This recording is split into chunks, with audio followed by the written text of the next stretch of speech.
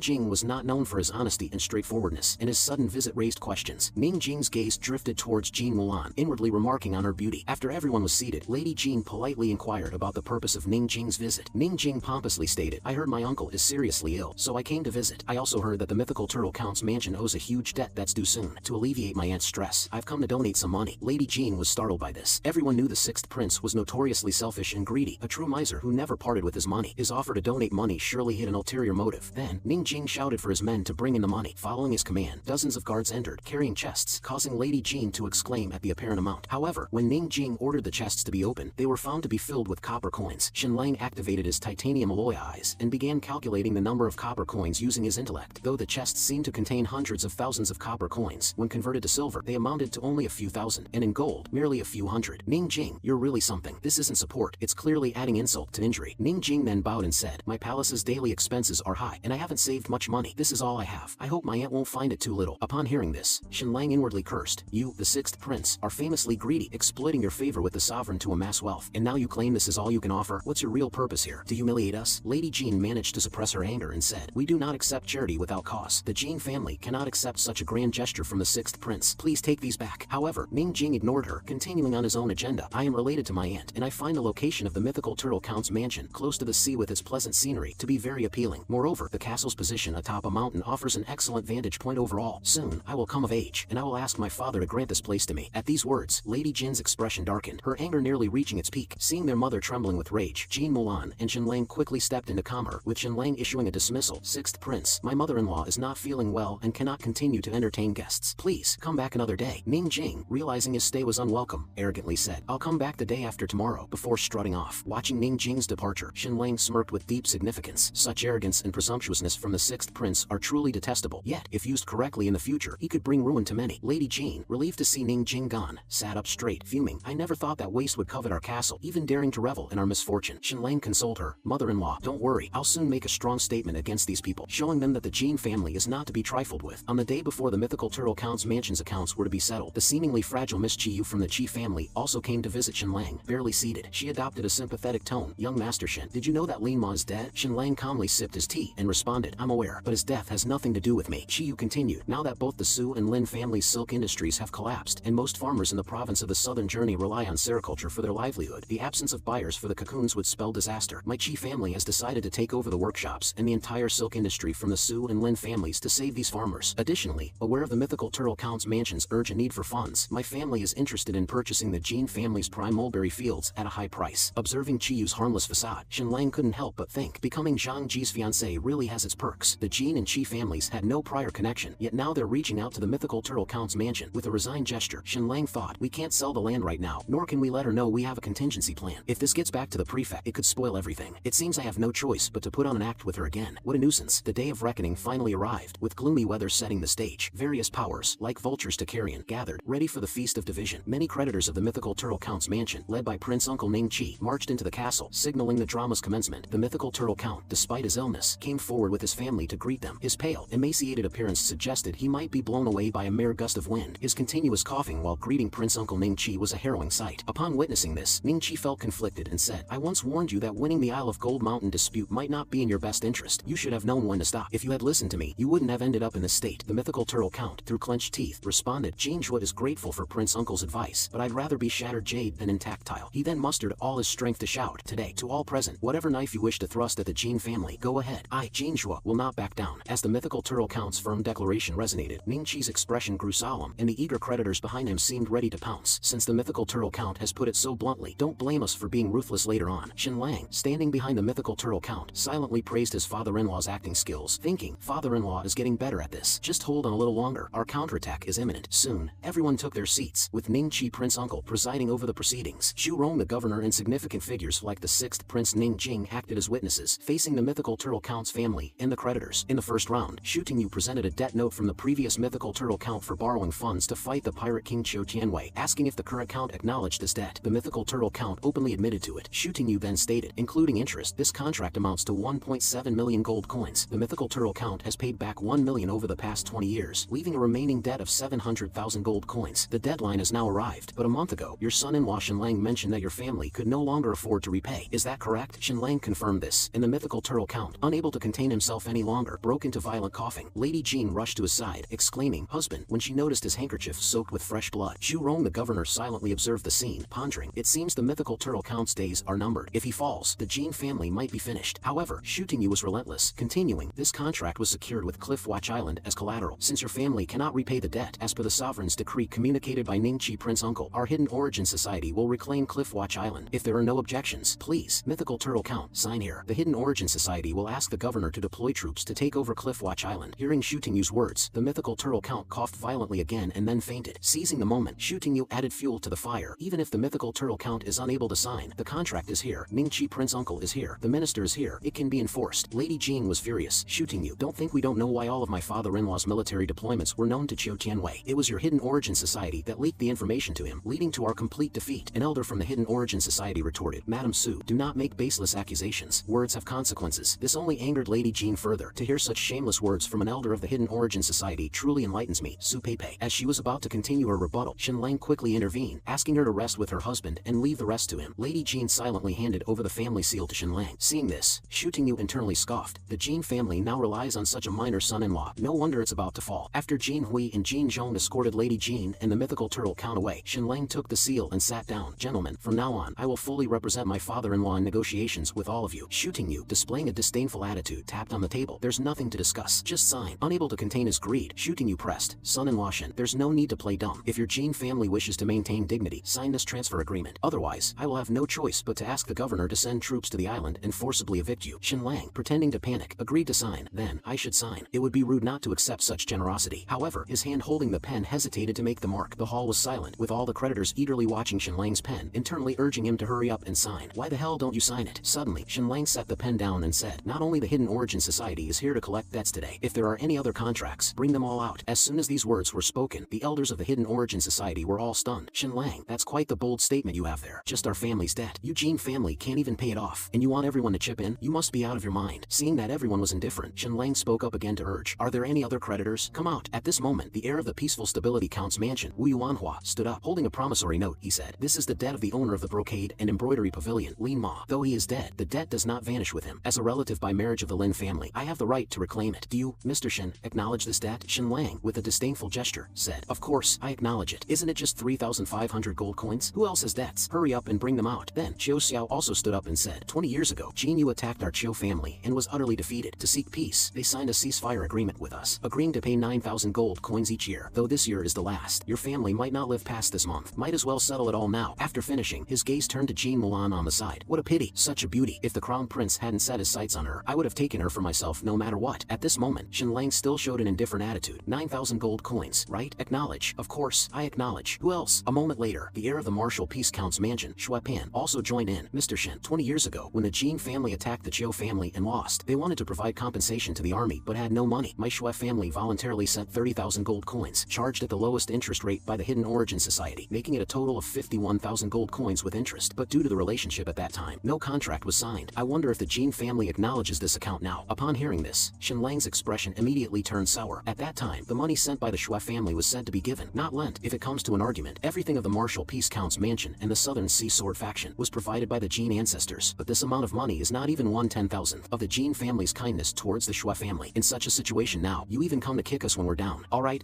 just wait." Xu Tingyu coldly looked at Shenlang. "In just this short time, your Jean family's debt has increased by 63,500 gold coins. I'd like to see how you, Shenlang, will pay it off." Suddenly, the vice minister of the Ministry of Revenue also stood up and said, "I have more here. It's the end of the year now, and your mythical turtle count's mansion's taxes have not yet been submitted to the National Treasury. Currently, including the penalty, the total is 27,000 gold coins. Indeed, the Yu Kingdom has various projects every year, requiring old nobility to mobilize peasants for labor. It's impossible to send people from thousands of miles away to work, so the sovereign requires the nobles to convert it into money. But in these decades, the peasants' money has never been fixed, and most nobles choose to ignore it without submitting any. Only Jin Shua, with his straightforward character, has been clear about it every year. However, this has become an excuse, being accused by the Ministry of Revenue of not paying enough. It seems you bunch of scoundrels really want to force us to sell assets in good fields." Shenlang coldly said to them, "No problem, I acknowledge all these. Is there anything else?" Xu Tingyu pointed at Shenlang and coldly said, "Stop pretending, sign quickly. We are still waiting to take over Cliff Watch Island." Shui Pan and Qiu Xiao also mocked Shenlang. If the remaining 100,000 gold coins cannot be produced, the Jean Sword Lady and and 10,000 acres of fertile land can be used to settle the account. At this time, everyone's gaze was filled with mockery and cruelty. Your Jin family is completely finished this time. 800,000 gold coins is the tax of 2 provinces of the southern journey. Even if a god came now, he couldn't help your mythical turtle count's mansion. Shooting you said coldly. Shenlang, you better sign quickly. We don't have time to waste here with you. Looking at the faces of these people, Shenlang suddenly slowly stood up, letting out a cold, mocking laugh. Then, laughing wildly, tore up the agreement in front of him. He then tore off the black coat he was wearing, revealing the luxurious brocade robe underneath. Shooting you's face changed dramatically. Shenlang, have you gone mad? How dare you tear up the debt contract? Shenlang raised the black robe in his hand and waved it. Shooting you, I signed your mother's agreement. You think 800,000 gold coins will make the Jin family sell off assets? Dream on. Then he pointed at the others and cursed. All of you bastards, stand properly. My Jin family won't be short of 800,000 for you. After a loud shout, open the gate. As his words fell, the ceiling suddenly cracked, and a dazzling golden light enveloped the entire hall. The next second, gold coins poured down like a torrential rain, shocking everyone present with this splendid scene. If you ask if it hurts to be hit by gold coins, of course, it does. But they didn't care, letting the gold coins pelt their bodies. But Jin Mulan and Shenlang didn't want to be hit. They were prepared, immediately holding up a wooden umbrella. Though each gold coin only weighs 35 grams, when they fell onto the table like a small mountain, the actual weight immediately crushed the table. Moments after the last gold coin fell, everyone present was still in a dreamlike state, unable to believe what they saw. Is this really 800,000 gold coins? How did Shenlang manage to gather this amount of money in 1 month? Looking at the expressions of everyone present, Shenlang felt incredibly pleased inside. This grand show of arrogance made him thrill to every single hair on his body. He disdainfully said to everyone in front of him, "Ladies and gentlemen, these gold coins here are definitely more than 800,000. We're too lazy to deliver them to you, so just count and take them away yourselves. Whatever is extra, consider it a gift from the Jin family. Is it just these few 100,000 gold coins? You've mobilized the imperial censors and manipulated public opinion, making it seem like our mythical turtle count's mansion is on the brink of death. Was that really necessary? Is this all the ambition you have?" At this moment, Shooting Yu trembled as he looked at the gold coins in his hand. What do you mean by just a few 100,000 gold coins? In the past, these gold coins could hire 3,000 warriors, recruit 5,000 civilian soldiers, and even hire a fleet with hundreds of warships. But now, Shenlang can use these 800,000 gold coins to overwhelm them, earning the right to boast unchallenged. Then, Shenlang continued to boast. People outside say that I spend 300 gold coins on a single piece of clothing, that I need 100 fish for a meal. That's simply unjust to me. Look at my clothes. None of them are worth less than 500 gold coins. I need tens of thousands of fish for a meal, because I consume over half a pound of caviar at one sitting. Our mythical turtle count's mansion has plenty of money, not just 800,000, even 1 million, 2 million. I can afford it. Such rumors simply lower our status. After finishing, he turned to the dignitaries. Prince Uncle, the governor, imperial censor. Today you have all witnessed that my mythical turtle count's mansion has cleared all debts. I ask the dignitaries to acknowledge the debt clearance of my mythical turtle count's mansion. Then, Shenlang walked up to Ningqi Prince Uncle and bowed. Prince Uncle, today, with you as my witness, has my mythical turtle count's mansion cleared all debts to the Hidden Origin Society and everyone present. After this, the Hidden Origin Society and others no longer have the right to force us to hand over Cliffwatch Island, right? Ningqi Prince Uncle coughed lightly and announced, from today onwards, the ownership of Cliffwatch Island will permanently belong to the Jin family. After speaking, he looked at Shenlang again. Last time, I just thought this young man was quite talented, but this time, his method of turning the situation around is truly astonishing. At this moment, Shenlang said, Shooting you, now that our debts are settled, stop coveting my family's treasure island. That's a golden island, after all. Saying this, he pretended to realize he had let something slip and quickly covered his mouth. Alright, I'm very busy, so I won't keep you all any longer. He then left with Jin Mulan and his brother-in-law, striding away. The only one left silent at the side was the sixth prince, whose eyes flashed with a hint of ferocity, deliberately ignoring me in public. Well done, Shenlang. You, a mere son-in-law, dare not to take me, the sixth prince. Seriously? The dignitaries watched as Shenlang and the others left, then also stood up to leave, leaving only the Hidden Origin Society and others looking at each other, and the gold scattered all over the floor. At this time, Shooting You said, everyone, please take your share. I'm about to have people count and load the gold. Wu Yuanhua bowed to Shooting You, indicating that he was giving up his claim to the debt, and seeing this, Shuepan also left. They weren't here for the money. Now that the Jin family was unharmed and had even slapped everyone's face, there was no point in staying. Shooting You approached Qiu Xiao and said, young master of the city, please take back your 9,000 gold coins. Qiu Xiao bent down to pick up a gold coin and suddenly said, did you notice the rough craftsmanship of these gold coins? In the absence of any marks or text, it seems like they are newly minted coins, and this gold bullion seems to have been recently smelted, not yet having undergone the final purification. Remember what Shenlang said before he left? Golden Island. The reason he was so desperate to keep Cliffwatch Island is there. A mythical turtle count with merely 2,000 or 3,000 private soldiers dares to hide such a tremendous wealth. Aren't they afraid of being wiped out? After finishing, he no longer paid attention to Shooting You, nor did he take the 9,000 gold coins, and walked out laughing. At this moment, in Qiu Xiao's heart, the seed of greed had already sprouted. What's 9,000 gold coins? He was after the island filled with gold mines. Watching Qiu Xiao's departing figure, Shooting You suddenly felt a chill in his heart. Trouble is brewing. This is going to lead to big trouble. Meanwhile, inside the mythical Turtle City Lord's mansion, numerous dignitaries had already set up a victory feast, eagerly awaiting the news of the mythical Turtle Count's mansion's downfall. Some were even planning the uses for the 10,000 acres of land. At this time, Wu Yuanhua walked in from the main entrance, and all the seated dignitaries swarmed up to him. However, facing the clamor of these people, Wu Yuanhua, who was already depressed, became even more irritable. He raised his hand to silence everyone and said, stop dreaming. We lost. Shenlang didn't bring out 700,000 gold coins. It was 800,000. Not only that, he turned these gold coins into a golden rain that fell on our heads, humiliating us thoroughly. Upon hearing this, the room fell silent. Then, someone expressed skepticism, thinking that Wu Yuanhua was joking. Shenlang isn't a god. How could he possibly come up with 800,000 gold coins in 1 month? At this point, Wu Yuanhua could no longer suppress the emotions inside him and yelled, "Do you think I'm in the mood to joke? Go back and prepare. Something big is about to happen." After saying this, he no longer paid attention to everyone, turned around, and walked straight towards the exit. Meanwhile, inside the Jin High Count's mansion, Tang Luan and his son, Tang Yun, were still completely unaware, toasting and drinking in the courtyard, discussing how the mythical turtle count's mansion would be destroyed. Tang Luan said excitedly, "Our century-old enemy is finally going to be finished." When Jin Zhou suddenly appeared, he shocked the world. So what? Now he's still ruined by Jin Zhou, this mediocre person. If Jin Zhou knew everything that's happening now, he'd probably be so angry he'd jump out of his grave. At this moment, Tang Yun reminded his father, "We're managing the Cliffwatch Island iron mine for the Hidden Origin Society and taking 30% of the net profits. Although we also manage the salt fields and take half of the earnings, we have to submit 70% of those profits to the Hidden Origin Society, and 70% of the Isle of Gold Mountain also goes to Qiu Tianwei. Comparing the effort and returns, our family is actually at a loss." Tang Luan laughed loudly after hearing this. Although our family is at a loss, the mythical turtle count is completely ruined. To bring down the Jin family at such a cost, I'm willing. I accept this loss. At this moment, Qiu Xiao walked in with a gloomy face. Tang Luan excitedly asked if he had brought good news. Qiu Xiao coldly said, "Tang Luan, don't be too pleased with yourself. The Jin family hasn't been destroyed. That pretty boy didn't bring out 700,000, but 800,000, and I'm sure his family must have more gold." Hearing this news, Tang Luan trembled as if struck by lightning. How is this possible? That's 700,000 gold coins. Suddenly, as if realizing something, Tang Luan frantically asked Qiu Xiao if Shenlang could bring out this money. Why would the mythical turtle count be so destitute? Why would Su Peipei be borrowing money everywhere and become the laughingstock of the world? Qiu Xiao could only tell him all that the Jin family did was an act. They performed a grand conspiracy play for everyone. Hearing this, Tang Luan's heart completely collapsed, and the dizziness from the alcohol made him fall heavily to the ground. Then he managed to squeeze out a voice. "I've given the economic lifeline of my Tang family, the Isle of Gold Mountain, to you, the Qiu family, for nothing. After giving so much, you're telling me now that the Jin family is safe and sound. What does that make my Tang family? Doesn't that make me, Tang Luan, a laughingstock in the eyes of the world?" This blow caused Tang Luan's chest to suddenly tighten. In the next second, a mouthful of fresh blood spurted out, while the entire mythical turtle city was in chaos. Zhang Chong had already disappeared from everyone's sight for a long time. He remained silent when others attacked the Jin family. When others demanded the Jin family hand over Cliffwatch Island, he made no statement, as if he had become invisible. The only thing he did was to report to the sovereign more than a month ago that he was seriously ill and needed several months of rest. He seemed to have gone from a Starview kingdom to a person who had fallen on hard times in the mouths of others. Miss Chiyu appeared outside the Zhang family's old house, and at that time, two people were casually talking about the news of Zhang Chong being defeated by Jin family's son-in-law. He never recovered after that incident, and the Jin High Count boldly gave away the Isle of Gold Mountain just to put the Jin family in a desperate situation. Listening to the discussions from outside, Chiyu's face grew increasingly ugly. Entering the house, Chiyu went straight to Zhang Chong's bedside, and then respectfully informed him. Shenlang brought out 800,000 gold coins. He has won again. Hearing this, Zhang Chong suddenly sat up from the bed. This is impossible. Absolutely impossible. Suddenly, a sharp pain on his forehead made him instinctively cover his forehead. Unexpectedly, Shenlang's cunning had exceeded his own understanding of him. What exactly happened this month? Chiyu was also baffled about this matter, because not just her, everyone was clueless about how Shenlang managed to do it. Moments later, Zhang Ji returned to his father's room, completely unable to hide the shock in his heart. Shenlang really brought out 800,000 gold coins, just as his father had predicted. He had planned everything well before the dispute over the Isle of Gold Mountain, playing everyone in the palm of his hand. Admiring Shenlang's cunning, Zhang Chong had to admire, thinking 3, even 4 steps ahead. Facing such a formidable opponent in my life is truly a great pleasure. Then Zhang Chong spoke again. If I'm not mistaken, Qiu Xiao's end is near, and it will be a miserable one. Given Shenlang's character, Qiu Xiao has repeatedly framed the Count's mansion, and Shenlang's lack of retaliation is definitely not normal. And next, he surely has a big net waiting for countless people to fall into. Who knows how many will perish in his grand scheme. Right now, I've already heard the drums of war sounding, seeing the downfall of Qiu Tianwei's maritime empire and the destruction of the 100-year-old Tang family. Zhang Ji, get ready. The battle is about to begin. This time, Shenlang will definitely eliminate all these families opposing him in one fell swoop. But we will not only not stop him, we will cooperate with him, using him to clear all obstacles for the sovereign's new policies. Then he told Zhang Ji, "Oh, by the way, let me tell you, Su Qianqian is not dead." Hearing this, Zhang Ji's face changed dramatically. How is that possible? That night, I clearly heard that Su Qianqian was burned to death in her room. Zhang Chong looked at his son and asked, "Did you see her body with your own eyes?" Zhang Ji was stunned. After the fire was extinguished that night, I went to check. Indeed, I did not see another body's trace. I thought it had been turned to ash by the fire. Zhang Chong continued, "I've sent someone to inspect the ruins of the Su family. There was a secret room in Su Qianqian's room, and it stored buckets of water, and if I'm not mistaken, she is now in league with Shenlang." Hearing this, Zhang Ji was shocked. "Then I will find a way to kill her now." Zhang Chong shook his head. "As far as I know, now, Su Qianqian has already infiltrated Qiu Yaoer's side. This must also be Shenlang's idea. Since she has become Shenlang's secret agent, we should cooperate with him. Otherwise, with Qiu Yaoer guarding Furious Tide City, who could take it down?" Meanwhile, the news of Shenlang raising 800,000 gold coins and raining gold coins on the dignitaries in his mansion quickly shocked the world, becoming a hot topic for discussion. Under the analysis of various experts, news soon spread that the mythical Turtle Count's mansion had discovered a gold mine. After all, raising 800,000 gold coins in a month is something not even the wealthiest merchants or the sovereign could achieve, let alone the fact that the Jean family now guards Cliffwatch Island, forbidding anyone from approaching. This move made people even more convinced that Cliffwatch Island indeed had a gold mine. The scene shifts to the garden of the mythical Turtle Count's mansion, where the now debt-free mythical Turtle Count no longer feigns illness, regaining his usual complexion. Lady Jean, seeing her husband rejuvenated by her son-in-law's weight loss medicine without any side effects, and even more dashing, was very tempted and hurriedly asked Shenlang if she could also take it. Hearing this, Shenlang immediately showed a shocked expression. My heavens, Madam Mother-in-law, is there any woman in the world with a better figure than yours? Adding a little would mean overweight, losing a little would mean too thin. With such a figure, do you still need to lose weight? Aren't you leaving no room for other women in the world? Lady Jean was already delighted in her heart and turned to teach the mythical Turtle Count, this straightforward man, you should learn something. Seeing this, the mythical Turtle Count quickly changed the subject. We're getting off topic. Shenlang, let's talk about the next plan. Shenlang, seeing this, also put away his playful expression and said seriously, Father-in-law, with the great battle approaching, we need to proceed with our plan to recruit aggressively, expanding the army by 2,000. The mythical Turtle Count asked after a moment of silence, should we recruit from outside or from within our territory? The wandering warriors outside have high combat capabilities but low loyalty, while we can only select some militia from within our domain, which might not be sufficient in terms of combat effectiveness. Shenlang laughed. No worries, though we speak of a great war, we're essentially just deploying troops on the island for show. It's more about cunning and strategy, defeating the enemy with intelligence. We only need to recruit and complete the expansion within 3 days. Father-in-law, you will then lead 4,000 troops to station on Cliffwatch Island, leaving only 1,000 troops in the mansion. Additionally, Elder Huang from the Heavenly Path Society has unconditionally supported us with 100,000 gold coins 2 days ago. I will use this 400,000 gold coins, and we will spend 400,000 gold coins to decorate this island of gold, transform all the previous iron mines into gold mines. We must make everyone believe that we have shifted our strategic focus to Cliffwatch Island, even expressing the will to abandon our land and castle, but not Cliffwatch Island. The mythical Turtle Count nodded repeatedly. I will set off immediately after we complete the expansion in 3 days. He then couldn't help but sigh. If I weren't an insider, I would definitely believe that Cliffwatch Island has discovered a huge gold mine. Knowing Chiu Xiao and Tang Luan, they will surely be convinced. This plan really has deceived everyone in the world. However, Shenlang shook his head. There is one person who will not be fooled, and with his intelligence, he must have seen through this plan long ago. Haven't you noticed? Zhang Zhong has been absent for several months. He claims to be recuperating at home, which is the biggest abnormality. The mythical Turtle Count was shocked. Our strategy is flawless. How could he possibly see through it? Shenlang explained. A truly astute player won't be bothered by your feints. He will directly grasp your true intention, seeing through your ultimate goal. If I'm not mistaken, our prefect wants to use this chess game to eliminate 3 major forces to establish his century-long legacy. When the snipe and the clam fight, the fisherman profits. Zhang Zhong wants to be that fisherman who laughs last. Shenlang's analysis was spot on. For others, this chess game might seem complicated and confusing, but for him and Zhang Zhong, it's almost like playing an open game. Then, turning the conversation, Shenlang once again looked at Mulan, instructing her to complete the recruitment task as soon as possible. Upon receiving the instructions, Mulan reluctantly got up to leave, but her mind was still on the promise made in the round room with Shenlang before. Thinking of this, she stopped, turned back, and asked Shenlang, husband, do you remember the bet you made with me? Shenlang looked at Jean Mulan with a puzzled face. What bet? Mulan was speechless. This big blockhead, he actually forgot such an important thing, but since their parents were present, she could only leave in a huff, her face flushed with irritation. However, in this household, Jean Mulan wasn't the only one feeling anxious. At that moment, little Bing couldn't help but complain inwardly, Miss, you can't always hesitate. If you don't make a move, when will I ever get the chance to act on my feelings for the young master? This is going to kill me. Gold mines appeared on Cliffwatch Island. The most anxious, of course, was Jean High Count Tang Luan. At this moment, he was having people study the gold from the mythical Turtle Count's mansion. He didn't believe that these golds were mined from Cliffwatch Island, but from another perspective, he was actually just jealous. When the alchemist confirmed that this was gold just unearthed not long ago, Tang Luan's face changed drastically. How could this be? Cliffwatch Island has been mined for hundreds of years, and no gold mine was ever discovered. The alchemist hurriedly explained. Most gold mines are hidden deep underground, and gold mines are often discovered by chance. Hearing this, Tang Luan coveted Cliffwatch Island even more, but he feared this was Shenlang's plot. Truly frightened by this little beast, then Tang Luan bellowed, send more people to investigate. Try all means to probe the truth, to confirm the authenticity of this gold mine. At this time, Tang Yin said, now the Jean family's defenses are extremely tight. The spies sent are gone without return, and they are also expanding their army, focusing their main force on Cliffwatch Island. At this moment, Tang Luan looked towards Tanzong, asking where his elder brother Tang Yan was. The only one capable of infiltrating Cliffwatch Island now was his martial full son. However, Tanzong, faced with his father's question, hesitated to speak. Seeing Tang Luan about to explode in anger, he had no choice but to tell the truth. Father, elder brother said he will not come. He doesn't have the time, and also said not to look for him in the future, to not disturb him learning the new swordsmanship. Hearing Tanzong's words, Tang Luan became furious. This miscreant has gone mad following Li Qianqiu. This son of mine is truly raised in vain. After saying this, he ordered someone to prepare the carriage. It was necessary for him to visit Zhang Chong in mythical Turtle City tonight. That evening, Tang Luan rushed to the Zhang family's old mansion. Faced with Tang Luan's sudden visit, Zhang Chong was not surprised inside, but still showed great shock. However, seeing that Zhang Chong was truly recuperating in bed, Tang Luan couldn't help but look looked down on him a bit, but then he thought, is he, the mythical turtle count, pretending to be sick? You, Zhang Chong, wouldn't be pretending as well, right? Then he jokingly said, Mr. Prefect, at this time, you still have the interest to lie sick in bed? Zhang Chong expressed helplessness. I've reached my limits. There's nothing more I can do. Tang Luan, dissatisfied, said, if Prefect has other concerns, I won't insist. I came today to inquire about something. What do you think about the gold mine suddenly discovered on Cliffwatch Island? Is it real or fake? Zhang Chong suggested. Shenlang is too cunning, but this time it's too coincidental. It's very likely he made a huge deal with someone, exchanging for gold, perhaps with the Heavenly Path Society. Hearing Zhang Chong's analysis, Tang Luan mocked. What kind of deal could possibly earn 800,000 all at once? The Qi family, being the Spice Kings, are wealthy enough to rival nations, yet they only earn around 10,000 gold coins a year. Unless someone loots like Qiu Tianwei, how could they earn so much? If there really is a gold mine on Cliffwatch Island, now would be the Jin family's most vulnerable time. Once they complete their military expansion, attacking them would be difficult, but the island's defenses are too strong. No one can get close to verify the truth. After hearing Tang Luan, Zhang Chong simply lowered his head and said, there is someone who, even if he went to Cliffwatch Island, the Jin family wouldn't dare kill. He then fell silent. Tang Luan stood there, pondering Zhang Chong's words, then suddenly thought of Qiu Xiao. Right, if Qiu Xiao led 20 or 30,000 pirates to Cliffwatch Island, the Jin family indeed wouldn't dare to kill. With this thought, Tang Luan didn't stay any longer, leaving with, Prefect, please take care of your health. As he left, Zhang Chong smiled meaningfully. Shenlang, I've delivered Qiu Xiao right to your doorstep. In Furious Tide City, a sandalwood incense was lit again. As the story of the Buddha must be destroyed unfolded, Qiu Yaoer became more and more intoxicated daily, wishing she could tie Su Chanshan by her side to tell her stories every day, especially when she heard about the Monkey King causing havoc in the heavens, proclaiming himself as the great sage equal to heaven. She listened with even more fervor. Now in her heart, this Monkey King is the true hero who fears no authority, daring to sweep away all injustices in the world. When she heard Su Chanshan say, the Monkey King was suppressed under the Five Fingers Mountain, she empathetically said, am I not also suppressed under the Five Fingers Mountain? Su Chanshan was suddenly stunned. Why would she say such a thing? You, Qiu Yaoer, with such domineering presence, now apart from a few grandmasters who can compete with you. Who else is your opponent? Who else can suppress you? Qiu Yaoer sighed and said, my heart is far away, but my body is imprisoned here. Su Chanshan's heart trembled. Qiu Yaoer actually opened up to her. Seizing this opportunity, Su Chanshan empathetically asked her, why not leave if you feel so suppressed? Qiu Yaoer did not answer, simply asking her to continue the story. Su Chanshan naturally did not dare to keep asking. When the story reached Tang Sanzang rescuing the Monkey King and going to the west to fetch the scriptures together, Qiu Yaoer actually showed the longing look of a young girl. Then she stood up and looked out the window, wishing she could go to the ends of the sea like the Monkey King, wondering if it was as mysterious as in the story, but she couldn't leave. It seemed like she had an obsession, like a padlock, trapping her here. At this moment, Su Chanshan, looking at Qiu Yaoer's lonely figure, somehow felt a bit intoxicated in her heart. She was too beautiful and too strong. The charm she radiated was simply breathtaking. Suddenly, Qiu Yaoer felt a warm flow in her nostrils, followed by 2 streams of fresh red gushing out. Her brain also felt dizzy, rushing to her head. The next second, everything went black, and she collapsed straight down. Su Chanshan screamed in shock at the scene, hurriedly calling for help. But Qiu Yaoer never woke up. Qiu Yaoer's condition worsened, and all the doctors brought by Qiu Tianwei could not find the cause of the illness. In anger, he even killed many doctors to stop this slaughter. And to save Qiu Yaoer, an anxious Su Chanshan had no choice but to write a secret letter, seeking help from Shenlang. When Shenlang saw the content of Su Chanshan's plea, his instinctive reaction was, this woman actually wants me to go to Furious Tide City to save Qiu Yaoer. Could it be a traitor's plot to harm me? But then he thought, it's unlikely. After all, Qiu Yaoer is too hard to approach. Su Chanshan couldn't possibly become her confidant just because of a story. Moreover, before the Zhang father and son's death, she would not betray me. Burning the secret letter in his hand, Shenlang hesitated. Taking down Furious Tide City, Qiu Yaoer played a key role. She absolutely must not die, but going there is too risky. After a long moment, Shenlang still decided to go. As for safety, he planned to seek help from the Heavenly Path Society again. After all, he is now an important partner of the Heavenly Path Society. A moment later, a woman with a peculiar appearance came before Shenlang. Shenlang asked with embarrassment, who might this lady be? Huang Tong introduced, she is my sister, Huang Feng. Shenlang was stunned. Huang Tong, you really are generous. To build relationships, you even brought out your own sister. Huang Tong, seeing Shenlang's suspicion, then said, Mr. Shen, though my sister's appearance is ordinary, her martial skills are exceptional. Please rest assured. Hearing this, Shenlang, skeptical, activated his Metal eyes and scanned Huang Feng. Indeed, although the woman's appearance is unattractive, her lineage is extraordinary, probably only slightly inferior to the martial fool Tang Yan. Well, ugly is safer, I guess. Thinking this, he thanked Huang Tong and asked his sister to get ready, preparing to leave once he was ready. Huang Tong again instructed his sister to comply with any request Shenlang had along the way. Half an hour later, a sudden figure startled Huang Feng. She saw a woman of stunning beauty and impressive figure, carrying a box, walking out from the house. The woman, seeing Huang Feng staring, hurried her along, really, making a fuss over nothing. Let's go. Hearing the woman's voice sounded like a man's, Huang Feng realized it was actually Shenlang. On the way to the dock, Shenlang started bantering again. Miss Huang, your brother said you're even better than my wife Mulan. In the younger generation of you kingdom's masters, where do you rank? Huang Feng replied, I am indeed better than Jin Mulan, but I don't rank among you kingdom's masters. Shenlang was surprised. Not even ranked? Then who is the #1 master in you kingdom? Zhu Hongxue. Isn't Zhu Hongxue the son of Zhu Rong? General Zhu Lin sought a marriage with Mulan for him. Isn't Zhu Hongxue a scholar? He is accomplished in both literature and martial arts. His teacher is Sui Qi. Sui Qi is the honorary pavilion master of Sky's Sea Pavilion. The founder of Sky's Sea Pavilion was was the Zhou family, and Zhuqi is the heir of the Zhou family, but he roams the world all year round, mostly sailing on the sea. Hence he is known as the honorary pavilion master. He roams the seas because of Qiu Yaoer's master, Luo Zhu, who is said to be the most beautiful woman in the world. Zhuqi roamed the seas for her, giving up Sky's End Sea Pavilion. Suddenly Shenlang asked, "Do you think Zhuqi and Luo Zhu have slept together?" Such a vulgar question made Huang Feng roll her eyes, but she still answered, "No, Zhuqi loves Luo Zhu, but Luo Zhu only sees Zhuqi as a confidant. Their relationship is very pure. It's not as dirty as you imagine." "Ah, there's no such thing as pure relationships between men and women. It's either he can't get her, or he's not capable." Listening to Shenlang spouting nonsense, Huang Feng was almost furious. "Damn, I really want to beat him up, but my brother instructed not to oppose any of Master Shen's requests." Then, all the way, it was just Shenlang babbling non-stop. Huang Feng no longer spoke. She was really afraid she couldn't restrain herself from hitting Shenlang. The next morning, the two arrived at the Radiant Valor County dock. Even though Shenlang covered his face with a veil, he still attracted the attention of countless men. After boarding the ship, a man called the White Jade Gentleman came to hit on him, but was mercilessly kicked away by Huang Feng. Seeing their master being attacked, the subordinates of the White Jade Gentleman swarmed towards Huang Feng. As Huang Feng's shadowless kick flew out, all the subordinates were knocked down, and Shenlang in the cabin, protected by Huang Feng, applying a face mask, and beautifully went to sleep for beauty rest. After a day's journey at sea, he and Huang Feng finally arrived at Furious Tide City. Looking at the castle in front of him, Shenlang couldn't help feeling a bit suffocated. Such a castle with a defense as strong as a turtle shell, even with 10,000 men, it would be difficult to take it down. And originally, Jin Yu Count led tens of thousands of troops and couldn't deal with Qiu Tianwei. Now that the defenses have been strengthened, we can't attack forcefully but must rely on wit. Meanwhile, inside the castle, Qiu Yaoer weakly lay on a couch, surrounded by 3 maids taking care of her. Today, she had vomited blood 3 times already. Yet, even so, she sent everyone away, then had someone call Su Qianqian to continue telling her stories. A moment later, Su Qianqian hurried over, but when she saw Qiu Yaoer, she was genuinely shocked. She hadn't expected Qiu Yaoer to be so ill, yet still obsessed with her stories. At this moment, Qiu Yaoer's eyes were full of bloodshot, and her eyelids and lips had turned dark purple, but she didn't waste words, just asked Su Qianqian to continue with the story. Seeing Qiu Yaoer's condition, Su Qianqian was very worried. So many doctors have not found the cause of the illness. I can only place my hopes on Shenlang now. Soon, the new chapter of the journey to the west was finished, and Qiu Yaoer's body could no longer hold up, slowly lying down. The dizziness that made the world spin forced her to close her eyes. Then she instructed Su Qianqian to definitely wake her up before dawn. Su Qianqian, puzzled, asked her, "Is there something important?" Unexpectedly, Qiu Yaoer told her, "I have arranged a duel." Hearing this, Su Qianqian was shocked, then hurriedly tried to stop her from this mad act. Knowing that, Qiu Yaoer now could hardly even stand. How could she duel with anyone? But Qiu Yaoer told her, "Tonight, I am to duel with Zhu Hongxue," and this appointment was made several years ago. Seeing Qiu Yaoer so determined, she was also in a difficult position, because with her current status, let alone finding a doctor for Qiu Yaoer, she wasn't even qualified to speak some words. But for the sake of this stubborn woman, she was willing to take a risk. "General, I know someone who might be able to cure your illness. Can I let him come see you?" A moment later, having received Qiu Yaoer's permission, Su Qianqian turned around and ran towards the palace gate. She couldn't afford to delay even a second, hoping Shenlang would arrive at the agreed place on time. However, behind her, Green Ripples was watching her with a venomous gaze. Fixated on her, the anxious Su Qianqian didn't realize the danger, approaching her step by step. Seeing the figure standing at the secret base not far away, Su Qianqian knew Shenlang had arrived, hurrying even more. At the door, she didn't even greet the two people, rushing into the house, pushing the door open forcefully, calling out Shenlang's name, telling him to hurry back to the castle with her. However, before she could finish, she was startled into exclaiming by the scene before her, because where was the scoundrel Shenlang's figure? Only a beauty was greeting her. If not for the deep male voice breaking the beauty, Su Qianqian would hardly believe her eyes. "You, Shenlang, disguising as a woman is one thing, but to be so beautiful, how do you expect us women to feel?" Seeing Su Qianqian staring at him, Shenlang directly leaned close to her face. "Could it be you're smitten with me?" Su Qianqian, annoyed and embarrassed, "Just shut up. You've ruined your own image." But Shenlang, not caring about her words, even struck a charming pose, saying, "I, Shenlang, in this vast world, whether as a man or a woman, am unmatched." Suddenly, Su Qianqian appeared in front of him with a flash, carefully examining him. "Shenlang, you're amazing. Your disguise as a woman has no flaws. Qiu Yaoer doesn't like men approaching her. Your disguise is perfect, but you must not speak, or you'll give yourself away. We must not delay. Let's hurry to save Qiu Yaoer." Rumors in the inland describe Qiu Yaoer as a ferocious demoness. Legend has it she's 8 feet tall, with a waist circumference also of 8 feet, a vicious murderer of many. However, Shenlang, who had prepared himself mentally, was shocked by her perfect image the moment he saw her. Her figure, her appearance, could instantly shatter a man's heart. Suddenly, he felt an unusual sensation below his abdomen. This was not good. To alleviate the abnormality in his body, Shenlang hurriedly imagined Huang Feng's face. In that moment, Shenlang's fire was extinguished. At this moment, he sighed in relief. Thank goodness for Huang Feng, the fire extinguisher. Otherwise, I'd be doomed. Then, Green Ripples came over with a gloomy face, asking Su Qianqian in a sharp and harsh tone, "Is this the doctor you brought?" Without waiting for a reply, she yelled like a shrew, "You're obviously a fraud. The master's illness, not even the most famous doctors can cure. What are you then?" Shenlang looked at the woman before him. "Seems like this is the bitch Su Qianqian mentioned, but I don't have time for her today. I'll settle the score with her later." Thinking this, Shenlang ignored Green Ripples, starting to use his X-ray vision to scan Qiu Yaoer's entire body. However, the scan's results shocked him. This demoness has a ruptured brain vessel. A normal person would have died 800 times over. How is she still alive? Seeing Shenlang in a daze, Su Qianqian quickly wrote a note and passed it to him, asking if he could treat her, because Because Green Ripples was there, Shenlang couldn't speak, so they had to communicate through writing. Shenlang wrote can, but then he wrote another line, asking Zhou Yaoer to remove her clothes. Su Chanshan, upon reading this, wished she could kill Shenlang with her glare. What are you trying to do, you scoundrel? Don't drag me down with you if you want to die. Seeing Su Chanshan misunderstood him, he had to write another line. I need to see her full body petiki eye. Although the reason was valid, Su Chanshan still feared Shenlang might take the opportunity to be a rogue, so she warned him softly. You filthy rogue, you're not really trying to take advantage, are you? She could turn you into minced meat with a single slap. How will you treat her then? Shenlang, seeing he couldn't convince her, could only whisper back, this is a necessary examination. Hurry up and help her undress. Seeing Shenlang's unusually serious expression, even though Su Chanshan had a million questions, she had no choice but to trust him at the moment. Approaching the bed, Su Chanshan gently lifted Zhou Yaoer's body, then whispered to her, General, the doctor needs to undo your clothes for the examination. Zhou Yaoer, in a semi-conscious state, just uttered without even opening her eyes. Seeing this, Su Chanshan sighed in relief, thinking she was indeed overthinking. Then, the two of them clumsily began to undress Zhou Yaoer, but when Shenlang saw Zhou Yaoer's naked body, he was first stunned. The next second, warmth flowed from his nostrils. Damn, Zhou Yaoer's naked body is simply world-class perfection. Even on Earth, you couldn't find a second woman with such a perfect body. Not good, my body is reacting again. Shenlang then frantically slapped his own face, but it was all in vain. The image of Zhou Yaoer's body, indelible from his mind, made his nose bleed uncontrollably. Helplessly, he had to resort to his last resort, imagining a group of Huang Feng surrounding him. After some struggle, Shenlang finally calmed down. Alright, now we can officially start working. But as a doctor, he stood at the pinnacle of morality at this moment, only seeing Zhou Yaoer as a patient, thoroughly examining her body with full concentration. Green Ripples, on the other hand, was very dissatisfied with Shenlang's examination, scowling throughout. After a 2-hour examination, Shenlang quickly wrote down the diagnosed issues on paper. Seeing the examination was over, Green Ripples started fussing, wanting to rush him away. Su Chanshan narrated the issues to Zhou Yaoer. General, do you only feel dizzy and nauseous when you open your eyes, and occasionally suffer from headaches, feeling like blood is rushing to your head? Zhou Yaoer was stunned, then nodded, and said, I indeed had headaches before, almost fainting, but I suppressed it with true energy. This doctor is truly remarkable. You are the only one who has accurately identified my condition. Seeing her so nonchalantly, Shenlang was shocked. What kind of monster are you, Zhou Yaoer, to be able to suppress exploding blood vessels with true energy? If it were an ordinary person, their blood pressure would have burst long ago. But now, all signs from Zhou Yaoer seemed to be caused by poisoning. Recalling the time Princess Ning Luo sought him out, she was just suffering from lead poisoning, whereas Zhou Yaoer now is poisoned with a variety of heavy metals. After pondering for a moment, Shenlang had Su Chanshan relay a message. Please, General, clear the area. Hearing such words, Green Ripples was furious on the spot. You two frauds, trying to deceive the General with tricks and sorcery. Guards, quickly throw these two out. However, before her words could settle, Zhou Yaoer, straining to open her bloodshot eyes, rebuked Green Ripples. Step back. With Zhou Yaoer's command, Green Ripples dared not continue her antics and, even with reluctance filling her heart, she could only bite her tongue and step outside. After Green Ripples left, the two helped Zhou Yaoer get dressed. Then Shenlang wrote on the paper, the General has been poisoned. What poison? Shenlang continued writing for Su Chanshan to narrate. You are suffering from heavy metal poisoning. Normally, it's not noticeable. This kind of poison accumulates in the bloodstream over time, building up to a lethal level eventually. Your body, General, is unlike any humans. An ordinary person would have succumbed to such a high level of heavy metal poisoning, their body decaying beyond recognition, dead 180 times over. But for some reason, your skin remains smooth and radiant. Recalling Princess Ning Luo, who was poisoned due to the use of lead-containing utensils, the level of heavy metals in Zhou Yaoer was so outrageous it seemed as if someone had been directly pouring them into her mouth. How was this achieved? Puzzled, Shenlang's gaze suddenly fell on the food beside her. In an instant, he understood how the poison was administered. Then he wrote on the paper again, if I'm not mistaken, the poison must have been in the food. Su Chanshan, seeing this message, was shocked. Impossible. The food the General consumes daily is tasted by me and Green Ripples. I haven't felt unwell. Shenlang continued writing. This type of poison doesn't cause immediate harm if ingested in small amounts, but long-term consumption will show effects. He then looked at Zhou Yaoer again, wondering how the perpetrator managed to incorporate such a large dosage of various heavy metals into Zhou Yaoer's food. After much thought, he suddenly realized how the poisoning was done. With salt, there's an industrial salt known as heavy metal salt, which inherently contains various heavy metals and is therefore prohibited for consumption. With this in mind, he immediately wrote down his thoughts. After reading it, Su Chanshan understood Shenlang's reasoning and immediately sent someone to fetch the salt from the kitchen. Moments later, Shenlang used his smart brain in conjunction with X-ray vision to scan and analyze the salt presented before him. However, to his surprise, both the composition and taste are indistinguishable from normal table salt. Could it be that my analysis was mistaken? Doubts. He wrote the question on a piece of paper, asking the guard, is this the salt the General usually consumes? The guard confidently replied, this salt is exclusively used by our master. Hearing the guard's response, Shenlang fell into deep thought again. At this moment, Zhou Yaoer weakly spoke up, bring it here, let me taste it. However, the moment she put the salt in her mouth, her eyes widened. No, this isn't the salt I usually eat. The salt I consume has a complex taste, which I like. Shenlang was speechless. You could get addicted to the taste of heavy metal salt. You, Zhou Yaoer, are indeed not like ordinary people. Su Chanshan then realized, if the salt brought by the guard was exclusively for Zhou Yaoer, it means the salt she usually consumed was brought into the kitchen by the cook herself. Thinking this, Su Chanshan hurriedly ordered the guards to capture the cook. However, they were a step too late. The guards only brought back a new, young cook, while the original cook had already disappeared without a trace. At this moment, the young cook was kneeling on the ground, trembling, crying bitterly while expressing her admiration for Zhou Yaoer. swearing her absolute loyalty. To prove her loyalty and innocence, the young cook rushed towards a stone wall. Just as she was about to hit it, Cho Yao's hand blocked her, feeling the loyalty from the young cook through the force of the impact, which could only be released with a resolve to die. Cho Yao, stroking the young cook's head, said, "I know, I was wondering why the taste of the meals recently became bland and unappetizing." Then, with a frown, Cho Yao ordered the guards to bring in Green Ripples. Green Ripples entered soon after, only to be confronted by Su Chanqian, who demanded to know where the previous cook had gone. Green Ripples retorted defiantly, "Who do you think you are to question me?" But the next second, Cho Yao's cold voice commanded, "Answer." Seeing her master angered, Green Ripples quickly replied, "3 days ago, the original cook, Shu Shu, said her daughter was giving birth, and she needed to go home to care for her." Cho Yao, without paying further attention to Green Ripples, turned and ordered the guards immediately search for Shu Shu's whereabouts. She must be brought back to the castle. After the guards left with the young cook, Su Chanqian felt uneasy. Cho Yao fell ill and fainted 3 days ago, exactly when the cook left. Searching for her now might be too late. With this thought, Su Chanqian expressed her concerns to Cho Yao. "Master, if nothing unexpected happened, Shu Shu might already be dead." Within half an hour, the guards hurried back, reporting, "Master, both Shu Shu's and her daughter's homes are empty, and her daughter's house has been burned to ashes." Su Chanqian was shocked. Although she had suspected the cook might be silenced, she hadn't anticipated such swift action. She immediately demanded, "Who exactly wants to harm the general?" The guard suggested, "Such brazen actions under our noses can only be attributed to young Master Chiu Xiao. He has always seen the master as his biggest rival." At this point, the female guards insisted on seeking justice from Lord Chiu Tianwei for their master. However, Chiu Yao sighed and said, "Let it go. Let's end this matter here." The guards were perplexed by Chiu Yao's decision. How can we just let it go when the young master has gone too far? Chiu Yao remained silent. What could she do if Chiu Xiao was indeed behind this? She could be ruthless to others, but Chiu Xiao was her brother. With that thought, Chiu Yao wished to no longer dwell on the matter, asking everyone but Shen Lang and Su Chanqian to leave. Green Ripples, who had been silent, frowned upon hearing Chiu Yao's command to leave as well, giving them a stern look before turning to leave. Once everyone had left, Su Chanqian anxiously said, "General, you may see Chiu Xiao as a brother, but he sees you as a thorn in his side. If we let this go, he will harm you again." Chiu Yao interrupted her. "Stop." Then, turning to Shen Lang, she said, "Doctor, I don't care if I live or die, but I have an important duel to attend in a few hours. But now I can't move my true energy, or my blood vessels might burst, and if I open my eyes, I'll feel dizzy and vomit violently. Do you have a way to make me feel a bit better? Just enough to stand up. That's all I need to fight." Hearing Chiu Yao's request, Shen Lang was astonished. "Are you mad? Your body is in this condition, and you still want a duel?" He had Su Chanqian relay his concerns, wanting to know who the duel was with that made Chiu Yao willing to risk her life. At this moment, Chiu Yao's face showed longing as she slowly said, "The top young master of Yu Kingdom, the pride of heaven, Xu Hongxue." Shen Lang was stunned upon hearing the name. Again him? How formidable is this Xu Hongxue? That Chiu Yao would disregard her own safety to meet him? Then Chiu Yao continued, "Doctor, if it's possible, please proceed with the treatment. If there's no hope, I'll ensure you're rewarded handsomely and safely escorted out of the castle." Hearing this, Shen Lang's brain began to work rapidly. Chiu Yao's blood pressure has exceeded human limits. Her blood vessels could rupture at any moment, leading to severe cerebral hemorrhage and immediate death. Additionally, there's a hematoma beneath her dura mater, compressing part of her brain nerves, which is why she can't stand up. Any other doctor might find her beyond help, but Chiu Yao, it seems today I, Shen Lang, will perform the most insane surgery in my history on you. Thinking this, he simply wrote 2 words on the paper, "Can cure." Then he instructed Su Chanqian to light the sleeping incense. Next, it was Shen Lang's turn to showcase his exquisite medical skills. Meanwhile, in Furious Tide City, within Chiu Zhao's castle, a symphony of life harmoniously wafted through the air. But unexpectedly, the one completing this fervent encounter with Chiu Xiao was Chiu Yao's most trusted personal maid, bitch Green Ripples. At this moment, Chiu Xiao sat up and asked, "Little wench, have you completed the task I gave you?" Green Ripples hurriedly smiled in agreement. "Done, done. The sleeping incense has been switched." Chiu Xiao smirked upon hearing this. "This is a valuable item I spent a lot of money on. Once I've had my way with Chiu Yao, I'll reward you generously." Green Ripples quickly stepped forward. "My lord, about taking me as your concubine, does that still stand?" Chiu Xiao laughed lasciviously. "Ha, of course, it counts, you little bitch." Her mind drifted back to many years ago, when a young Green Ripples witnessed pirates brutally murdering her parents, and those beasts even refused to spare her, a child, just when she was about to suffer a cruel fate. Chiu Yao appeared like a savior before everyone. The pirates on the ship, upon seeing Chiu Yao, fell to the ground in terror, unable to move. With a swing of Chiu Yao's saber, the next second, the pirates were decapitated. When Chiu Yao gently extended her hand to the young Green Ripples, in her eyes, Chiu Yao was like a goddess surrounded by a holy light, illuminating her soon-to-be dim life. Later, Green Ripples thought about clinging to Chiu Yao's light to climb out of the dark abyss of losing her parents, wishing to become Chiu Yao's real family. However, after getting to know her, Green Ripples realized how unattainably perfect Chiu Yao was, truly like a goddess high above, using her warm light to dispel the darkness around all the unfortunate women, but never investing more emotion and attention in anyone. Facing reality, Green Ripples once again stepped into the shadow's edge. It's like when you chase something for too long without ever obtaining it. Resentment begins to grow, and it was then that Chiu Xiao appeared before her. This beast violated her in the most brutal way, making her wish for death. That was when Green Ripples turned completely dark. In her mind, if she couldn't have Chiu Yao's affection, then by relying on Chiu Xiao, she might become the mistress of Furious Tide City. Back to the present, Green Ripples lazily lay in Chiu Zhao's arms and said, "My lord, that Shu Shu is already in her 30s with 2 children. Can you really sleep with that?" Chiu Xiao was taken aback after hearing this. "I've never touched that woman." Seeing Chiu Xiao deny it, Green Ripples laughed. "My lord, there's no need to pretend in front of me. Weren't you the one who killed her?" However, as her words fell, Chiu Xiao fiercely slapped her, sending her flying with the force. Realizing she had misspoken and ignoring the pain on her face, green ripples crawled to Chiu Xiao, begging for his forgiveness. Yet Chiu Xiao, relentless, grabbed her and kicked her in the abdomen. Then, crouching down, he grabbed green ripples by the hair and demanded, "Winch, explain what happened with the cook's death." To save her life, green ripples clung to Chiu Xiao's legs, telling him that Cook Shu Shu had poisoned Chiu Yaoer, but now the person had vanished without a trace. Hearing this, Chiu Xiao flew into a rage. "That wench dared to poison my sister. I'll have her body torn to pieces and her bones ground to dust." Green ripples was stunned by Chiu Xiao's sudden display of affection for Chiu Yaoer. When did the young master start caring so much for Chiu Yaoer? Then, Chiu Xiao yanked green ripples up and demanded fiercely, "Is Chiu Yaoer alright now? Is her body harmed?" Green ripples cautiously replied, "Not only is Chiu Yaoer's body unharmed, but it has also become even more radiant and beautiful." Relieved by this response, Chiu Xiao then burst into laughter. "That's good, as long as her face and body are fine." Chiu Xiao again showed his greedy and sinister expression, saying, "Of course, I hope Chiu Yaoer dies, but not before I've had my way with her 100 times. Then she can die." Hearing Chiu Xiao's words, green ripples quickly said, "My lord, Chiu Yaoer really likes the scent of the incense you sent. She lights it every night, but her unique constitution prevented the reaction. Now, the doctor has diagnosed her as deeply poisoned and very weak. If you go tonight, you'll surely succeed." Hearing that a doctor was treating Chiu Yaoer, Chiu Xiao flew into a rage again, grabbing green ripples by the clothes to inquire if the doctor had touched Chiu Yaoer's body. For her own safety, green ripples quickly claimed the doctor was a woman, and also a great beauty. Hearing green ripples' response, Chiu Xiao could no longer restrain his inner ledger. One Chiu Yaoer was already irresistible, and now there were Su Qianqian and a beautiful doctor as well. Thrilled by the prospect of hitting 3 birds with 1 arrow, he could hardly contain himself and headed for the door. However, just as he stepped outside, he happened to run into a trusted servant of Chiu Tianwei coming to fetch him. But Chiu Xiao, consumed by lust, had no interest in seeing his father. "Ah, so annoying. Can't it wait an hour or 2? I have urgent business." But the servant insisted. "No, the master demands you come now, immediately." Despite his reluctance, Chiu Xiao had no choice but to comply, albeit grudgingly. Meanwhile, Su Qianqian had already lit the sleeping incense, and Shen Lang was formulating a treatment plan. "The poison inside Chiu Yaoer can't be expelled in a short time. For now, we can only try to lower her blood pressure, but without any anti-hypertensive drugs available in this world, the only option is bloodletting to reduce her blood pressure. Then proceed to remove the subdural hematoma." Thankfully, it's subdural. An intracranial hematoma would be untreatable here, as skull surgery is impossible in this world. "Next, we'll drill a hole in the skull to drain the hematoma." Fortunately, Chiu Yaoer's extraordinary physique means there's no worry about wound infection. Shen Lang then took out a steel needle, the tool he would use to pierce the skull. The biggest challenge in modern medicine for this procedure is locating the hematoma, but for Shen Lang, with his X-ray vision, this wasn't the main issue. His main concern was his own lack of strength. Fearing he couldn't penetrate Chiu Yaoer's skull, the solution was to let her do it herself. He quickly handed the written treatment plan to Su Qianqian. Reading Shen Lang's instructions, Su Qianqian was terrified. The procedure involving bloodletting and piercing seemed like suicide, but as she didn't understand, she could only relay the content to Chiu Yaoer as written. Expecting Chiu Yaoer to be outraged by such a fantastical treatment method, she was merely met with a calm response. "Do as you say. Let's begin." Su Qianqian was speechless. Truly, 2 lunatics paired up. Then, turning to look at Shen Lang holding the steel needle, she could only pray that he knew what he was doing. Next, Shen Lang found Chiu Yaoer's vein and pierced directly into it, immediately causing blood to spray out. Shocked by the forceful spray of blood, Shen Lang was stunned. Chiu Yaoer's blood pressure was indeed alarming. Su Qianqian, witnessing this frightening scene, felt dizzy, her body almost giving way before Shen Lang quickly caught her. But Su Qianqian's feverish body made Shen Lang wonder, is Su Qianqian ill? As the blood drained, Chiu Yaoer sighed deeply. "Feels so good." Hearing Chiu Yaoer's voice, Shen Lang turned to look, startled by the color of the blood she shed. The small basin of blood appeared red, but from other angles, it refracted different lights, perhaps caused by heavy metals. Once enough blood had been let, Shen Lang removed the needle and stopped the bleeding. Now, Chiu Yaoer could stagger to her feet, sighing again. "Comfortable. I haven't felt this good in a long time." Next was the skull puncture. Su Qianqian was showing signs of restlessness, likely due to Chiu Xiao's incense. Shen Lang then showed Chiu Yaoer the next step of the plan, requiring her to perform it under his guidance. With everything ready, Chiu Yaoer held the steel needle. Shen Lang parted her hair to find the right spot, and by the count of 4 from Su Qianqian, Chiu Yaoer had already pierced her skull. The action shocked them both. This woman is truly decisive, as ruthless to herself as she is to others. Then, Shen Lang activated his X-ray vision to check Chiu Yaoer's skull. Amazing, the angle of the needle is perfect. Truly a top expert. Next, Shen Lang removed the steel needle and inserted a disinfected tube into the hole. Normally, solidified hematomas are diluted with saline before being drained, but Shen Lang made a bold decision to have Su Qianqian suck it out. As Su Qianqian, trembling, stepped forward, Chiu Yaoer stopped her with a wave of her hand. "No need, I'll do it myself." After saying that, she sat cross-legged, began to circulate her true energy within her body. As the true energy flowed, with a sudden force, a piece of solidified hematoma was ejected straight from the tube. The moment the hematoma hit the ground, the 2 onlookers were once again stunned, so true energy could be used in such a way. Then, Shen Lang used his X-ray vision to scan Chiu Yaoer's skull again. Amazing, the hematoma was cleared so cleanly. This surgery was a perfect success. Chiu Yaoer's condition had greatly improved. Removing the steel tube from her head, she said, "Your medical skills are indeed superb. Now that you've cured me, speak of your reward." Internally, Shen Lang screamed, "I want Furious Tide City," but outwardly, he could only gesture that he wanted nothing. Seeing this, Chiu Yaoer gave him an approving look and said, "I owe you a favor. Whatever you need in the future, just ask, and I will oblige." This phrase sounded familiar, suddenly recalling Li Qianqiu had once said something similar. It seems justice is a common promise among the powerful. Suddenly, Zhou Yaoer began to remove her clothes, leaving the two onlookers in a state of shock. Damn, Zhou Yaoer is changing her clothes in public? In his mind, Shenlang desperately thought, Huang Feng is coming to sleep with me. Huang Feng is coming to sleep with me. Yet, his nosebleed couldn't be stopped. Damn, has my taste really become so perverse? By then, Zhou Yaoer had already changed into a suit of armor. Stay here, don't leave. I'll be back shortly, though there's also a chance I won't return. Seeing this, Shenlang was alarmed. Big sister, you've just had surgery. Your wound isn't even bandaged yet, and you've lost over 1,000 cubic centimeters of blood. Do you no longer care for your life? Su Chanshan also ran to Zhou Yaoer's side, pleading, General, your body hasn't recovered yet. Can't this duel be postponed? Shenlang was speechless. Su Chanshan, with that tone, have you truly fallen for this demoness? Zhou Yaoer turned around with authority. How can I miss a battle of life and death? Tonight, I will likely lose. But what joy is there in living, and what fear in dying? However, for some reason, why do I feel so strange after the treatment? Could it be a side effect? After Zhou Yaoer left, Shenlang breathed a sigh of relief, finally relaxing. But at the same time, the incense in the room began to take effect. Although Su Chanshan verbally disdained Shenlang's physical reaction, for some reason, her mind oddly anticipated being with Shenlang. Such a reaction was not normal. Su Chanshan quickly made an excuse to take a shower, eager to escape. Suddenly, as if remembering something, she turned and shouted at Shenlang, I warn you, if you dare to peek, I'll gouge out your eyes. My martial arts may be poor, but I have more than enough skill to deal with you. Watching Su Chanshan run off for no apparent reason, Shenlang finally noticed something was off. Wait, it's so cold. Why do I feel so internally hot and restless? Meanwhile, inside the main castle of Furious Tide City, Zhou Tianwei and Zhou Xiao were plotting with Jin High Count Tang Luan. Zhou Tianwei, with a gleam of greed in his eyes, asked Tang Luan, are you sure there are gold mines on Cliffwatch Island? Tang Luan replied gravely, how else could the mythical turtle count produce 800,000 gold coins in such a short time? Who else could do that? Moreover, many of these coins are freshly minted. With their emphasis on Cliffwatch Island, what other explanation could there be besides discovering a gold mine? Hearing Tang Luan's analysis, Zhou Tianwei still felt the coincidence too great. Why did the gold mine appear now and not earlier or later? Tang Luan was unconcerned. Perhaps the gold mine was discovered long ago and has been mined for a while. It's just that Shenlang waited until the debt repayment deadline to flaunt all the gold coins, hitting everyone in the face. But Zhou Tianwei remained skeptical. Such actions might be something a frivolous person like Shenlang would do, but the mythical turtle count wouldn't agree. That stubborn old turtle would think such actions would bring disaster to the Jin family. At this moment, Zhou Xiao spoke up. Father, I think there's another possibility. The Jin family has always wanted to conceal the gold mine on Cliffwatch Island, but due to the tight timeline and inability to gather sufficient funds, they had no choice but to use the gold from the island. Moreover, even refining 800,000 gold coins wouldn't be easy, so many of these coins were not fully minted. In the days leading up to the repayment, carts were seen delivering grain to the mansion, most likely loaded with a large amount of gold. If I'm not mistaken, these carts landed at the Jin family's dock, but were intentionally first taken west before being brought back to the mythical turtle count's mansion, giving the impression they came from the west. Hearing Zhou Xiao's analysis, Tang Luan began to offer his strategy. In that case, we might as well seize the island under the guise of pirates, then kill everyone on the island. If the sovereign is displeased, I'll negotiate with the crown prince. We can share a portion of the island's gold with him annually. Zhou Tianwei, hearing about sharing the gold mine, was naturally reluctant, but knowing he couldn't proceed without the support of the sovereign and the crown prince, he asked Tang Luan how much they would have to give up. Tang Luan said without hesitation, we'll use a quarter of the gold mine to ensure the sovereign doesn't send troops to retake Cliffwatch Island. Given that the mythical turtle count is desperately spending money to expand his army, with an additional 5,000 troops and 3,000 militia recruited, the sovereign has long been dissatisfied. With this, our confrontation with the Jin family will be worry-free. However, the mythical turtle count is increasing his forces daily, and in a month, the garrison on Cliffwatch Island could exceed 4,000, plus 3,000 militia and tens of thousands of laborers. We'll need at least 2 to 3 times the number of soldiers to take it down. Hearing this, Zhou Tianwei was startled. So, we need at least 20,000 soldiers to smoothly take Cliffwatch Island? Tang Luan nodded and continued, the Tang family is willing to contribute 3,000 soldiers. After seizing Cliffwatch Island, I only ask for 15% of the share. Zhou Tianwei sneered. Even 15% is no small sum. Seeing Zhou Tianwei still hesitating, Tang Luan became increasingly anxious. Furious Tide's Marquis, please make a decision quickly. Not to mention the defense of Cliffwatch Island strengthens by the day. This fat piece is currently only to be shared among us, the Crown Prince, and you. In the future, who knows how many big players will come to share the feast. Zhou Tianwei remained silent, not because he disagreed with Tang Luan's argument. Just mobilizing 20,000 troops at once would nearly deplete my forces. What if there's no gold mine on Cliffwatch Island, and it's all Shenlang's scheme? Thinking this, he stood up and said, Jin High Count, you must confirm for me whether there truly is a gold mine on Cliffwatch Island. Otherwise, I won't deploy troops recklessly. Hearing Zhou Tianwei's demand, Tang Luan sighed. The entire Cliffwatch Island is heavily guarded now. Dozens of my scouts have gone and not returned. They don't hesitate to kill our men. At this moment, Zhou Xiao stood up. Let me handle this. Behind me are the tens of thousands of pirates of Furious Tide City. My father's backing. The Jin family wouldn't dare harm a hair on my head. Shenlang seeks revenge for the slightest grievance. Everyone who has offended him has been dealt with, except for me. When I insulted Jin Mulan, he didn't dare make a sound. Even when I had someone poison their well to spread disease, Shenlang didn't dare to react. When Zhu Lanting and I planned to flood the Jin family's lands, only Zhu Lanting died while I remained unscathed. What does this tell you? Hearing this, Tang Luan's lips curled up, then he bowed and added, it shows that Shenlang is a classic bully who fears the strong. When facing true power, he can only stand by idly, naturally not daring to harm a hair on young master Zhou Xiao. Zhou Tianwei was quite pleased with this assessment and immediately ordered Zhou Xiao to lead troops the next day to investigate. On the other side, Qiu Yaoer, about to go into battle, also noticed something wrong with her body. Something's off. Why is my body so unbearably hot? Did the doctor drug me? No, it couldn't be her. Then she thought of the burning incense. Could someone have tampered with it? Instantly angered by the thought, she wouldn't be mad if someone wanted to kill her, but the idea of being violated was serious. Remembering her appointment with Zhu Hongxue, she immediately summoned several guards. Gather a squad to guard outside my room. Protect Su Qianqian and the doctor. If any man tries to enter, kill without hesitation. Then she circulated her true energy to suppress the heat in her body. However, once desire surged, how could it be suppressed? Reluctantly, she took out a dagger and slashed her arm, watching the blood flow out, feeling much relieved. The method taught by the doctor really works. Seeing that everything was temporarily resolved, Qiu Yaoer immediately rode her horse to the appointed location. She had to end the battle quickly, or Su Qianqian and the doctor would be in danger. A quarter hour later, Qiu Yaoer arrived at the eastern beach of Thunderous Isle, and the person sitting cross-legged before her was the pride of heaven, Zhu Hongxue. As he opened his eyes, it was clear his attractiveness was on par with Shenlang's. While Shenlang had a gentle beauty, Zhu Hongxue exuded an endless masculine charm. Zhu Hongxue stood up slowly and said, Qiu Yaoer, long time no see. Hope all is well. Your teacher asked me when you would leave Furious Tide City to adventure with her to the other side of the sea. Qiu Yaoer shook her head. I don't know yet. The person I'm waiting for hasn't appeared. Where's your sister named Han? Wasn't she supposed to accompany you? The princess didn't come because she's with teacher Suiqi on an island overseas, excavating ancient inscriptions. Qiu Yaoer continued. She was supposed to duel with me this time. Instead, she sent you and didn't even show her face. Zhu Hongxue explained. Princess Ninghan is stronger than me. If I win, she wins by extension. If I lose, she can still step in. After all, the princess doesn't like to fight. Qiu Yaoer laughed. With her martial skills so high, if she doesn't fight, what's the point of life? However, as soon as she finished speaking, the fire within her surged out again. Feeling something was wrong, Qiu Yaoer wasted no more words and immediately went into battle mode. She couldn't hold on much longer and needed to end the battle quickly. Zhu Hongxue naturally noticed her condition. Qiu Yaoer, your heartbeat is fast and you're losing energy and blood. Are you injured? But Qiu Yaoer ignored his question, drawing her ghost blade and attacking him. Enough talk. Let's get started. Seeing Qiu Yaoer launch the attack, Zhu Hongxue also bowed and entered battle mode. The next second, both appeared in front of each other like teleportation, their swords clashing in an instant, gathering energy and emitting a dazzling light. The next moment, it exploded like two stars colliding, and when everything settled, a giant crater had formed where they stood. By then, Qiu Yaoer was bleeding from 7 orifices, while Zhu Hongxue was also trembling, his right hand bleeding profusely. In that moment, both said almost simultaneously, I lost. Qiu Yaoer roared, shut up, I lost. You can leave. Zhu Hongxue shook his head. It's me who lost. With that one strike, I've pushed my strength to the limit, but not only did you not use your full force, you also fought with injuries. Qiu Yaoer didn't turn back. Just go. Zhu Hongxue took a deep look at her back. Take care. Then, with a leap, he vanished. Feeling Zhu Hongxue's presence disappear, Qiu Yaoer could no longer support her body, collapsing heavily to the ground. The battle with Zhu Hongxue had drained all her strength. Now, she couldn't suppress it anymore. Feeling her consciousness burning away, she knew she had to hurry back. Only the female doctor could save her now. Using all her strength, she climbed onto her mount and instinctively raced home. Meanwhile, inside Qiu Yaoer's castle, the situation was also grim. Shenlang realized their incense had been tampered with. He couldn't stand up at all and could only shout for Su Qianqian to extinguish the incense. However, all he got was Su Qianqian's faint refusal. I won't go out. You'll bully me if I do. You extinguish it yourself. Shenlang could only struggle towards the incense burner, but it seemed the incense also contained paralyzing agents. Before he could move, his consciousness began to blur, and the next second, he passed out. Meanwhile, after his secret talk with Qiu Tianwei, Qiu Xiao, unable to wait, rushed to the outside of Qiu Yaoer's castle. However, several guards at the door drew their swords to block him. Seeing this, Qiu Xiao slapped one across the face. Do you not have eyes? I am the young master of Furious Tide City. This entire castle is mine, and yet you dare to stop me? But the guards did not recognize the scum that Qiu Xiao was as their master, directly responding, sorry, our only master is Qiu Yaoer. Hearing this, Qiu Xiao was furious. So, Qiu Yaoer, relying on having over 10,000 people under her, now even her men dare to stand above me, the legitimate young master? How can I tolerate this? He then drew his saber and roared, don't forget this castle belongs to my family. Even Qiu Yaoer's life is owed to my family. If it weren't for my father's help, she wouldn't be alive today. Step aside immediately. Seeing his stance, the guards formed a human wall in front of him. Young master Qiu Xiao, please leave, or we will be forced to take lethal action. Qiu Xiao sneered, raising his saber and charging forward. You forced my hand. After swinging his saber, he managed to severely injure 3 guards. Qiu Zhao's combat ability, though not as strong as Qiu Yaoer's, was above Jean Mulan's, allowing him to quickly overpower the guards. He arrogantly declared, with just you few trying to stop me, you're overestimating yourselves. Faced with Qiu Xiao, a ruthless scoundrel, the lead guard no longer held back, leading the remaining guards in a charge towards Qiu Xiao. Seeing the guards so enraged, Qiu Xiao was excited, meeting their attack with his saber, striking with lethal force. Now, only the lead guard could still contend with Qiu Xiao for a moment. Seeing less than 10 comrades left, the lead guard became desperate, fearing I can't hold off this beast, but even in death, I cannot let him enter my master's room. With this thought, the lead guard ordered the few remaining guards to attack Qiu Xiao together. Facing their relentless assault, Qiu Xiao struggled to defend. Have these people gone mad, trying to exchange injuries with me? Do they want my life? Suddenly, Qiu Xiao felt intense pain in his back as a guard managed to wound him. Enraged, Qiu Xiao turned and split the guard's sword in two. Then, like a madman, slashed fiercely at the guards, their speed and brutality leaving no chance for them to fight back. Eventually, he pressed his blade against the lead guard's neck, pinning her against the wall. Now, just a bit of force, and your head will part from your body. Will you continue to obstruct me? The lead guard glared at Qiu Xiao, if you want to enter my master's room, you'll have to step over my dead body. Qiu Xiao sneered. Since you wish to die, I'll oblige. Just as he was about to strike, a gold coin hit his hand, the force causing him to drop his saber. Feeling panicked, he roared, clutching his injured hand. Who dares ruin my plans? But upon seeing the person before him, fear flashed in his eyes. A tall, imposing figure emerged from the darkness, none other than Qiu Yaoer. Qiu Xiao, terrified, thought, shouldn't she be affected by my incense in her room? Confused, he asked Qiu Yaoer, why aren't you in your room at this hour? Where have you been? Qiu Yaoer coldly responded, I went to duel with Zhu Hongxue. Qiu Xiao was shocked. Duel? Wasn't Qiu Yaoer poisoned? Since she returned unharmed, does that mean Zhu Hongxue lost? Could the incense have had no effect on her? The lead guard came forward to admit fault. Master, forgive us for our incompetence. This beast injured 7 of our sisters. Qiu Yaoer immediately ordered, heal them at all costs. Watching the guards leave, Qiu Xiao trembled with rage. Qiu Yaoer, by dismissing these guards, what does it show? It proves you never took me. Qiu Xiao, seriously at all. Suddenly, Qiu Yaoer swung her blade towards Qiu Xiao. Qiu Xiao, I've tolerated you because you're my brother, but now that you dare to harm my people, I cannot forgive you this time. As the ghost blade descended, Qiu Xiao dodged in time, letting the blade strike the ground. With a loud noise, all of Qiu Xiao's defiance dissipated. He just wanted to flee, but he was still not willing to give up. Qiu Yaoer, you wait for me. Furious Tide City belongs to me. One day, I will make you beg for death. In a blink of an eye, Qiu Xiao had run off. Seeing him gone, Qiu Yaoer could no longer hold herself up. She was almost unable to stand, having used her last bit of strength to scare Qiu Xiao away. Now, her face flushed, she gasped for air. She needed to see the doctor. Only he could save her. Using her last bit of energy, she staggered back to her room, but the room was filled with smoke, and she could only see a figure twisting in pain on the ground. Qiu Yaoer hurried to help the figure dressed as a woman, but the hem of Shenlang's skirt betrayed him. Qiu Yaoer was shocked. This doctor is actually a man. However, the incense in the room also unsettled Qiu Yaoer's mind. Looking at Shenlang's perfect face, under the influence of the incense, even though she kept telling herself not to cross the line, she ultimately couldn't resist and kissed him. Having tasted sweetness, Qiu Yaoer no longer hid her desires, casting aside her clothes and then pressing Shenlang beneath her on the bed. As passion ignited between them, the lead guard, who had come to fulfill her duty, was at a loss upon witnessing the scene. Meanwhile, not far from the castle, on the sea, the surging waves violently crashed against the rocks. The sound of the waves and the voices of Qiu Yaoer and Shenlang, like a symphony, rose and fell, as if to release years of suppression in one breath. The lead guard immediately organized all guards to start training, their shouts covering the sounds from their master. Master, this is all we can do. Please freely express yourself. Yet, far away in the mythical Turtle City, preparing for battle, Jean Mulan was oblivious, still longing for her unworthy husband. Upon entering the hall, she eagerly asked where young Master Shen was. Little Bing could only honestly reveal, young Master Shen has been out for several days and hasn't said where he went. Jean Mulan turned to find Jean Mutsong, knowing that Shenlang would tell her brother-in-law about any personal matters. At that moment, Jean Mutsong was in the study, diligently writing. Jean Mulan, puzzled, asked, why are you still copying books when your brother-in-law is not home? Jean Mutsong smiled and told Mulan, with brother-in-law away, the story has no continuation, so I can only copy what's been written before to satisfy myself. But frowning at the manuscript, Jean Mutsong said, brother-in-law mentioned the Bull Demon King was cuckolded, but I don't see it. Jean Mulan, feeling anxious, impatiently asked where Shenlang had gone. Brother-in-law went to Furious Tide City. Upon hearing this, Jean Mulan became unsettled. Furious Tide City is such a dangerous place. What is my husband doing there? Who's with him to protect him? Jean Mutsong reassured her with a smile. Brother-in-law has arranged for a female bodyguard to protect himself. This made Jean Mulan even more anxious. What does this female bodyguard look like? Seeing his sister so agitated, Jean Mutsong hurriedly explained. Brother-in-law said she's uglier than me, which I think is quite good. Jean Mulan glanced at her brother, feeling somewhat relieved internally. However, she was still curious what could make her fragile husband venture to Furious Tide City. Jean Mutsong said, Su Chanchan sent a secret message saying Qiu Yaoer suddenly fell ill and was in critical condition, so brother-in-law went to save her. Hearing it was to save Qiu Yaoer, Mulan felt a twinge in her heart. Still, she reminded herself, though her husband might be a scoundrel, she trusted Qiu Yaoer's character. She wanted to go find Shenlang, but burdened with important duties, she could only pray her husband wouldn't encounter any danger. Meanwhile, inside the main castle of Furious Tide City, Qiu Xiao, furious, confronted Qiu Tianwei. Father, how long will you tolerate Qiu Yaoer? She's not your biological daughter, yet now she commands over 10,000 pirates. If we don't act, Furious Tide City will soon swear allegiance to her. However, Qiu Tianwei completely ignored his foolish son's ranting. He knew Qiu Yaoer too well. Anyone might covet the lordship of Furious Tide City, but she wouldn't. Focused on the map before him, his concern was only for Cliffwatch Island, the island of gold. Suddenly, Qiu Xiao shouted, Father, people change. You must find a way to cripple Qiu Yaoer's martial arts. It was then Qiu Tianwei realized his foolish son had provoked Qiu Yaoer, erupting in anger. Fool, don't think I don't know what you're up to. If it weren't for my sake, she would have killed you by now. Now, set off for Cliffwatch Island immediately, or if she comes asking for you, I won't be able to protect you. Qiu Xiao, confused, asked, who really is the master of Furious Tide City? Qiu Tianwei explained, currently, Qiu Hao is defending the Isle of Gold Mountain, and I am about to lead a large army to attack Cliffwatch Island. The most suitable person to protect Furious Tide City is Qiu Yaoer. As long as she is there is absolutely no need to worry about the rear catching fire. Hearing his father's words, Qiu Xiao fell silent. Even if he was reluctant, he had to admit that the pirates of Furious Tide City only reluctantly recognized Qiu Tianwei as their leader. Who knows how many pirates are eyeing the position of the main fortress? If it weren't for Qiu Yaoer's presence, they would have rebelled long ago. You go to Cliffwatch Island to investigate. You must see the gold mine with your own eyes. Once the existence of the gold mine is confirmed, negotiations should start with the mythical turtle Count and Shenlang. As long long as they agree to give up half of the gold mine, we will not only refrain from attacking Cliffwatch Island, but also send troops to protect them. Qiu Xiao was stunned. Doesn't this amount to betraying Tang Luan? Qiu Tianwei sneered. We are pirates. What credibility do we have? Collaborating with Tang Luan might give us a 60% share, but casualties are inevitable. But if we reach an agreement with the mythical turtle count, getting 50% without a fight, what's wrong with that? Kill Shenlang later on, and after you marry Jean Mulan, won't the entire Cliffwatch Island be ours? Hearing his father's words, a wicked smirk appeared on Qiu Xiao's face. Then, urged by Qiu Tianwei, Qiu Xiao ran out without looking back. Seeing his son leave, Qiu Tianwei planned to visit Qiu Yaoer. He now very much wanted to meet the female doctor who cured Qiu Yaoer. Such a capable woman, if she could be persuaded to stay, would surely be a good thing. Overnight, time flew by. Furious Tide City welcomed a new day. A ray of morning sunlight through the window landed on Shenlang. Having just woken up, he felt a splitting headache, as if every bone in his body was about to fall apart. Looking at his body covered in wounds, Shenlang felt like crying without tears. My God, what terrible thing did I go through last night? But when he remembered Qiu Yaoer's perfect face from last night, he felt somewhat comforted deep inside. Suddenly, he bolted upright, facing a terrible problem. Qiu Yaoer dislikes men touching her. After what happened last night, though he didn't know why he was still alive, he needed to run away immediately. Then, using all his strength, he trembled and got out of bed. Just as he was hurrying to the door, leaning on the wall, he ran into Su Chanqian, who was also trembling. At that moment, Su Chanqian had dark circles under her bloodshot eyes, two streams of snot hanging down, looking like she was about to collapse. Afraid that last night was just a dream, Shenlang immediately pointed at Su Chanqian and asked, "Why do you also look like a ghost? Did we do something last night?" Su Chanqian exploded in anger. "Go dream on." After saying that, she sneezed violently. Shenlang then realized, it seems Su Chanqian took a cold bath all night to suppress her desires, feeling sorry for her for a moment. "Ah, you've had a tough time." Hearing this, Su Chanqian was so angry she cursed. "Say that again, and I'll kill you." Then Shenlang asked Su Chanqian where Qiu Yaoer had gone. At this, Su Chanqian showed a mischievous smile. "The general is currently meeting Qiu Tianwei. He seems to have taken a liking to you, and wants to take you into his house. He is asking the general for you right now." Shenlang was shocked. Damn, am I really going to be doomed at the Qiu family today? Earlier in the castle hall, Qiu Tianwei learned that a beautiful physician had cured Qiu Yaoer. He immediately went to Qiu Yaoer's castle. Of course, Qiu Tianwei wouldn't directly ask for her. He first expressed his concern about Qiu Yaoer's illness, and promised to dig 3 feet into the ground to find the person who poisoned her and let her deal with them. However, facing Qiu Tianwei's concern, Qiu Yaoer seemed indifferent, merely responding with a light M. Seeing Qiu Yaoer's cold attitude towards himself, Qiu Tianwei was very dissatisfied, but still suppressed his anger and told her, "I am about to lead troops into battle. The safety of Furious Tide City will be in your hands, Qiu Yaoer." But even with such a significant matter, Qiu Yaoer only responded with a again. For her, if she couldn't even protect the city, that would be utterly ridiculous. Her thoughts were entirely on the storm last night. Seeing Qiu Yaoer's absent-mindedness, Qiu Tianwei lost his patience and directly said, "I heard that a highly skilled female physician came here and cured your serious illness." Hearing Qiu Tianwei mention Shenlang, Qiu Yaoer was suddenly shocked. "Foster father, how do you know about this female physician?" Seeing Qiu Yaoer's reaction, Green Ripples stepped forward and said, "Miss, the matter of you being poisoned concerns your life and safety. I felt it necessary to report to the Lord. We must investigate thoroughly, so I mentioned the female physician as well." After hearing Green Ripple's explanation, Qiu Yaoer calmly looked at her without saying much. But at this moment, in Green Ripple's view, Qiu Yaoer did not get angry because she had the Lord's support, which is why she didn't dare to touch her. Wasn't this the perfect opportunity to retaliate against Su Chanqian? Changing her usually respectful attitude towards Qiu Yaoer, Green Ripples arrogantly said, "Miss, that Su Chanqian is the daughter-in-law of New River Prefect Zhang Chong. Wasn't she supposed to be dead? How did she appear here, so coincidentally find you, and even stay by your side?" At this moment, Qiu Tianwei spoke again. "Yaoer, I've been battling at sea for years and naturally have sustained some internal injuries. How about you let me have this female physician?" Qiu Yaoer shook her head and directly refused. "You can have someone else, but not this physician." Qiu Tianwei felt a surge of anger. "Am I not your adoptive father and the Lord of Furious Tide City? You, Qiu Yaoer, dare to refuse me?" But he continued to negotiate with her on the surface. "Yaoer, having such a skilled physician under my command would surely benefit everyone. Of course, you could still call on her whenever you need treatment." However, Qiu Yaoer still, with an expressionless face, uttered a sentence that shocked everyone. "This female physician has already slept with me." Green Ripples looked at her incredulously. "This physician is a woman. Does the general really like women?" Qiu Tianwei was even more surprised, his eyelids twitching, awkwardly laughing as he said, "Since it's like this, let's pretend I never said anything today. But since you won't let me take her away, at least let me have a look at her, right?" Yet Qiu Yaoer still outright refused him. With that, Qiu Tianwei's anger reached its peak. "What? I can't even have a look at her if I can't take her away?" For the first time, Qiu Yaoer explained, "Last night was too crazy. Her face and body are severely injured, so it's not suitable for her to see anyone." After hearing this, Qiu Tianwei fell silent. "Your martial arts are extraordinary, Qiu Yaoer. You didn't kill her, did you?" He could only cough twice as a sign of compromise. Then, he changed the subject. "I've heard about the deeds of that beast, Qiu Xiao, last night. I wanted to teach him a lesson, but the wretch fled quickly and has already left the sea. When he returns, I will capture him and let you deal with him." Knowing her own adoptive father wouldn't truly act against his own son, Qiu Yaoer naturally understood this principle. "This Qiu Xiao is still my brother after all. Let's forget it this time. But if there's a next time, don't blame me for being ruthless." Since the conversation was going nowhere and he couldn't gain an advantage, Qiu Tianwei no longer stayed, making the excuse of having matters to attend to, and then he got up and left. At this moment, seeing that Qiu Tianwei did not take her with him, Green Ripples hurriedly reverted to her previous flattering manner, kneeling by Qiu Yaoer's side, inquiring about what exactly happened last night. Then she even put on a sorrowful sorrowful and self-blaming facade, lamenting that she should have stayed by her master's side. Seeing Green Ripple's contrived behavior, Chiu Yaoer instantly felt a sense of aversion but also indifferently said, "Green Ripples, come with me." A moment later, the two arrived at the bedroom. At this time, Shenlang was still in tattered clothes, sitting on the bed with Su Chanqian, inadequately clothed. Seeing Chiu Yaoer enter, Shenlang panicked. Chiu Yaoer wouldn't really agree to send me to her father as a concubine, would she? Chiu Yaoer sat next to Shenlang and began, "Someone here colluded with Chiu Xiao and drugged the incense last night." Hearing this news, Green Ripples immediately pretended to be shocked, saying, "Who would dare to act against the general?" The next second, she pointed at Su Chanqian and shouted, "It must be you, you wretch. Speak up. When did you collude with young Master Chiu Xiao and poison the general?" "Right, you were the one who went to buy these incenses. The shop where you bought the incense must have a problem." After finishing, she once again knelt by Chiu Yaoer's side, indignantly saying, "Su Chanqian must be punished. This matter must be thoroughly investigated." Watching this bitch's performance, Su Chanqian was so angry she gritted her teeth. The place where the incense was bought was recommended by this bitch, and now she even tries to frame me. At this moment, the bitch pointed at Su Chanqian and sternly said, "Master, this wretch Su Chanqian lurking by your side definitely has ulterior motives. A severe interrogation will surely make her confess." Su Chanqian also became angry, took out the incense, and retorted, "Green Ripples, don't slander me here. The places where the incense was bought were all recommended by you, and it was clearly tampered with after being bought." Green Ripples scoffed, "You say the incense was switched. Do you have evidence? I have been following our master for many years, and these problems only started after you arrived. Are you trying to frame me? I think you deliberately swapped the incense, then brought in a physician disguised as a woman, all to take our master's chastity." After saying this, she ran back to Chiu Yaoer's side, earnestly saying, "Master, only we know about this. Why not just kill these two right now? That way, it's as if this never happened." Chiu Yaoer just quietly watched her performance. When did this once innocent girl become such a liar, ruthless and cold-hearted? Finally, Shenlang spoke up. "Green Ripples, you're the one colluding with Chiu Xiao, aren't you?" Green Ripples, caught and furious, demanded Shenlang provide evidence of her collusion with Chiu Xiao. Shenlang calmly lifted her collar, pointing to the marks on her neck, and asked, "How did you get these marks?" Seeing this, Green Ripples swatted Shenlang's hand away, nervously saying, "This is from mosquito bites. I accidentally scratched them." Shenlang activated his titanium alloy eyes, scanned Green Ripples' body, and then mocked, "Are the words on your buttocks also self-inflicted?" Green Ripples trembled inside. "Don't talk nonsense. What words on my buttocks? Master, I'll call someone to tie up this pair of scoundrels right now." But before she could finish, Chiu Yaoer spoke up, "Green Ripples, remove your skirt. Let's see and know for sure." At this moment, Green Ripples, not knowing what to do, stood frozen in place, unable to move. Suddenly, two guards sprang from behind and grabbed Green Ripples, causing her to panic. Then, taking advantage of their unpreparedness, she turned and ran towards the outside, believing that as long as she could reach Chiu Tianwei, he could save her life. However, the two guards were not to be underestimated and immediately tackled her, causing her to fall flat on her face. Then, they lifted her skirt, and indeed, there were words engraved, "Chiu Xiao's wench." Seeing these shocking words, Su Chanqian quickly stepped forward and scolded, "You and Chiu Xiao sure know how to play. What do you have to say now?" Green Ripples, seeing her scheme exposed, hurriedly crawled to Chiu Yaoer, kneeling and begging pitifully, "Master, it was all young Master Chiu Xiao who forced me. He raped me and forced me to swap your incense. It was all his instructions." However, listening to Green Ripples' pleas, Chiu Yaoer felt nothing but disgust in her heart. She remained silent until the guards took her away. At this moment, Green Ripples stopped begging. With tears of rage, she shouted, "Chiu Yaoer, this is all your fault. I desperately tried to please you, to get close to you, just so you would publicly acknowledge me as your sworn sister. Was that so hard for you? Why should I have to be your slave for life? If you saved me initially, why couldn't you save me all the way?" As she spoke, Green Ripples collapsed to the ground, but she still muttered, "Chiu Xiao toyed with me, but he also promised to take me as his concubine. I just wanted to be one of the mistresses of this castle. What's wrong with that? I just didn't want to be a lowly servant for life like them." At this moment, Chiu Yaoer stood up and walked over to Green Ripples. In that instant, Green Ripples seemed to see hope again. She crawled to Chiu Yaoer and hugged her legs. "Master, as long as you accept me as your sworn sister, I will be utterly loyal to you. I will go to the Lord and expose all of young Master Chiu Xiao's plots, ensuring he is severely punished." However, Chiu Yaoer still did not speak, only gently stroking Green Ripples' forehead with her hand. With a trembling voice, Green Ripples asked her master, "Have you forgiven me?" However, the next second, Chiu Yaoer's hand lightly patted, and with a snap, Green Ripples' body went limp. Suddenly, the entire room fell silent. Through his X-ray vision, Shenlang discovered that Green Ripples' brain had been turned into mush. Too terrifying. It seems that although Chiu Yaoer does not kill women, she is absolutely ruthless towards traitors. With the death of the traitor Green Ripples, the matter of the switched incense also came to an end. After instructing the guards to clean up the body, Chiu Yaoer turned and walked toward Shenlang and the others. At this moment, Su Chanqian was extremely nervous, having just witnessed Chiu Yaoer's treatment of the traitor, and now, Shenlang, who was disguised as a woman, was brought in by her, not to mention what happened between them last night. What would her own fate be? Thinking this, Su Chanqian, intending to be candid in hopes of leniency, thought to explain to Chiu Yaoer first, but before she could speak, Chiu Yaoer stopped her. "You don't need to explain to me. I don't want to hear it. I don't care who you are or what your purpose is in lurking around me. I'm not interested in these." Then she looked at Shenlang. "The Buddha must be destroyed that Su Chanqian talked about. Was it written by you?" Shenlang was initially stunned, then nodded. "Yes, I wrote it." Chiu Yaoer's eyes showed admiration as she said, "To write such a masterpiece indicates you have another world in your mind. That's truly remarkable." Then she turned around, brought over a wooden box, opened it to reveal it was full of gold coins, and then said to Shenlang, "I won't kill you. Take these gold coins and leave." Shenlang looked at Chiu Yaoer with a deadpan expression. "Is this supposed to compensate for the physical and mental harm done to me?" Chiu Yaoer did not deny it. "Last night was indeed very pleasant, so your statement is not wrong." After finishing, she looked at Su Chanchan. Since you are in league with him, you should leave with him as well. Whatever your motives and schemes are, they won't succeed. I don't want to see you again. Su Chanchan's face changed dramatically after hearing this. I absolutely cannot leave. Taking down Qiu Yao of Furious Tide City is crucial for my revenge. To avenge my family, I must complete the task Shenlang assigned to me. Thinking this, Su Chanchan suddenly fell to her knees in front of Qiu Yao, then said through gritted teeth, Master, please don't send me away. I did all this just to avenge my family. Saying this, she cried and pointed at Shenlang. This man, Shenlang, although a scoundrel and a villain, has the capability to help me take revenge on my fiancée, Zhang Ji. That's why I agreed to help him and infiltrate your side. But he is also my enemy, the one who destroyed my family's legacy. He thought you liked women, so he had me come to seduce you, but I didn't manage to seduce you. Instead, I fell for your charm. Listening to Su Chanchan's words, Shenlang was dumbfounded. Damn, big sister, do you really want me dead? Why spill everything? Su Chanchan continued with tears. Master, if you insist on sending me away to return to Shenlang's side rather than live in darkness, I'd rather die. After saying this, she actually got up and rushed towards the stone wall. Seeing this, Qiu Yao simply raised her hand and flicked Su Chanchan away. Seeing herself saved, Su Chanchan was overjoyed inside. There's hope. Since Qiu Yao saved me, that means she was moved by my words. Seizing the opportunity, Su Chanchan hugged Qiu Yao's legs again. This Shenlang is my ex-husband. He and Zhang Ji, one destroyed my family's legacy, and the other killed my entire family. I have irreconcilable vendettas against both, because they had a falling out. Following the enemy of my enemy is my friend. I colluded with Shenlang. Now that Shenlang can no longer help me with my revenge, it's better to get rid of him. Hearing Su Chanchan's words, Shenlang immediately panicked. Su Chanchan, don't talk nonsense. At this moment, Qiu Yao finally spoke up. Someone, take this man away. As her words fell, two guards immediately came forward and seized Shenlang. Ignoring his explanations, Qiu Yao approached and said, since he likes to dress as a woman, dress him up again and then send him away from Thunderous Isle. He is not allowed to set foot on the island ever again. Struggling, Shenlang suddenly said, General, may I take a bath before leaving? This unexpected request made Qiu Yao pause sharply, but seeing Shenlang's injured state, she agreed to his request and then said, although I don't know your true purpose in approaching me, I am still grateful that you saved me. Also, I'm sorry for the harm done to you last night. This box of gold coins is merely compensation for me, and I still owe you for saving my life. If you ever need to be repaid, send someone to find me, but if your request involves harming my adoptive father, I will not agree. After all, if he hadn't saved me 20 years ago, I would have died at sea long ago. After saying this, Qiu Yao no longer paid attention to him and walked out. Seeing this, Su Chanchan hurriedly followed. Watching the two leave, Shenlang felt speechless. Su Chanchan, you've really turned into a sycophant. A moment later, Shenlang was grimacing in the bath, reflecting on the progress of his plan, which was indeed risky. If Zhou Xiao hadn't switched the incense, my identity wouldn't have been exposed. Luckily, Su Chanchan cleverly stayed behind. Although she is still fixated on seeking revenge against the Zhang family, she won't betray me for now, but it's hard to say if her obsession with Qiu Yao might lead to changes in the future. Suddenly, Shenlang thought about last night. Although there were unexpected events on this trip, there were gains. It's just a pity that my first time was with Qiu Yao. Thinking of this, the image of Jean Mulan appeared in Shenlang's mind. Damn, if Jean Mulan finds out about this, will I be beaten to death? Meanwhile, far away in mythical Turtle City, Jean Mulan seemed to have a premonition, constantly sneezing. She didn't know why, but she felt something bad had happened to her husband. However, amidst her worries, she noticed nothing amiss. On the other side, the Count of Mythical Turtle was busy every day, dispatching troops and laborers to Cliffwatch Island, as per Shenlang's request. Their ally, Wang Tong, also lent his full support, transporting a large amount of materials to aid in the construction of Cliffwatch Island. At this moment, the massive operation, even the Count of Mythical Turtle himself felt as if he was truly guarding a gold mine on Cliffwatch Island. Madame Jean also marveled at her son-in-law's wisdom and boldness. Only such a grand gesture could make those cunning folks believe there's really a gold mine on Cliffwatch Island. Now, the Count of Mythical Turtle was leading the last troop to Cliffwatch Island. Although Madame Jean was joking and laughing with the Count on the surface, she was somewhat sentimental inside. The Count comforted his delicate wife. Madam, rest assured, Shenlang and I will be fine. Our good son-in-law has set a trap on the island. As soon as the enemies land, the only thing awaiting them is a dead end. Speaking of Shenlang, Madame Jean became worried again. After all, her gentle son-in-law was not skilled in martial arts, and it was really worrisome for him to go out alone. The Count of Mythical Turtle laughed heartily. With Shenlang's intelligence, he is only in the position to harm others. The person who could harm him probably hasn't been born yet. After repeating his advice for his wife to stay safe and take care of herself, under Madame Jin's gaze, the Count of Mythical Turtle mounted his high horse, leading thousands of elite warriors, marched majestically towards the dock. With this, the grand drama of Shenlang's Golden Island is about to reach its climax. Next, we just wait for those greedy fools to walk into the trap. Shenlang's one-night stand with Qiu Yao is about to be exposed. How will our poor Jean Mulan face this? At this moment, the sea ship carrying Shenlang and Huang Feng is about to arrive at the Radiant Valor County dock. Inside the cabin, Shenlang is very anxious. He is about to return home. He does not want Jean Mulan to know about his infidelity. At this moment, he desperately rehearses his facial expressions. When I see Jean Mulan later, I must not let her see any flaws. After getting off the ship, I need to hurry back to the carriage and change my clothes to cover the scars on my body. After a few days, when the bite marks on my body disappear, this matter will also pass. For his and Mulan's future happiness, Shenlang decides to bring out his lifetime acting skills to hide everything in front of Jean Mulan. In his opinion, as long as Jean Mulan is not saddened, this well-intentioned lie must be told. However, at the moment of approaching the dock, Shenlang was stunned. At this time, he saw Jean Mulan standing on the dock, anxiously waiting for the sea ship to dock. This is not a coincidence, but Jean Mulan, unable to restrain her inner worries, was preparing to board the ship to Furious Tide City. city to find Shenlang. When he saw his husband returning safely, at that moment, all the grievances suppressed in her heart instantly filled her eyes. The next second, she ran forward and hugged Shenlang tightly. The worries and fears of many days can finally be put down at this moment. Although she does not know why Shenlang was dressed as a woman, as long as her husband can return safely, it is good. Shenlang looks at Jean Mulan in his arms. He had never thought that this always strong woman would shed tears for his safety, and at this moment, all the lies he had prepared earlier, he couldn't utter a single word. Baby, I'm sorry,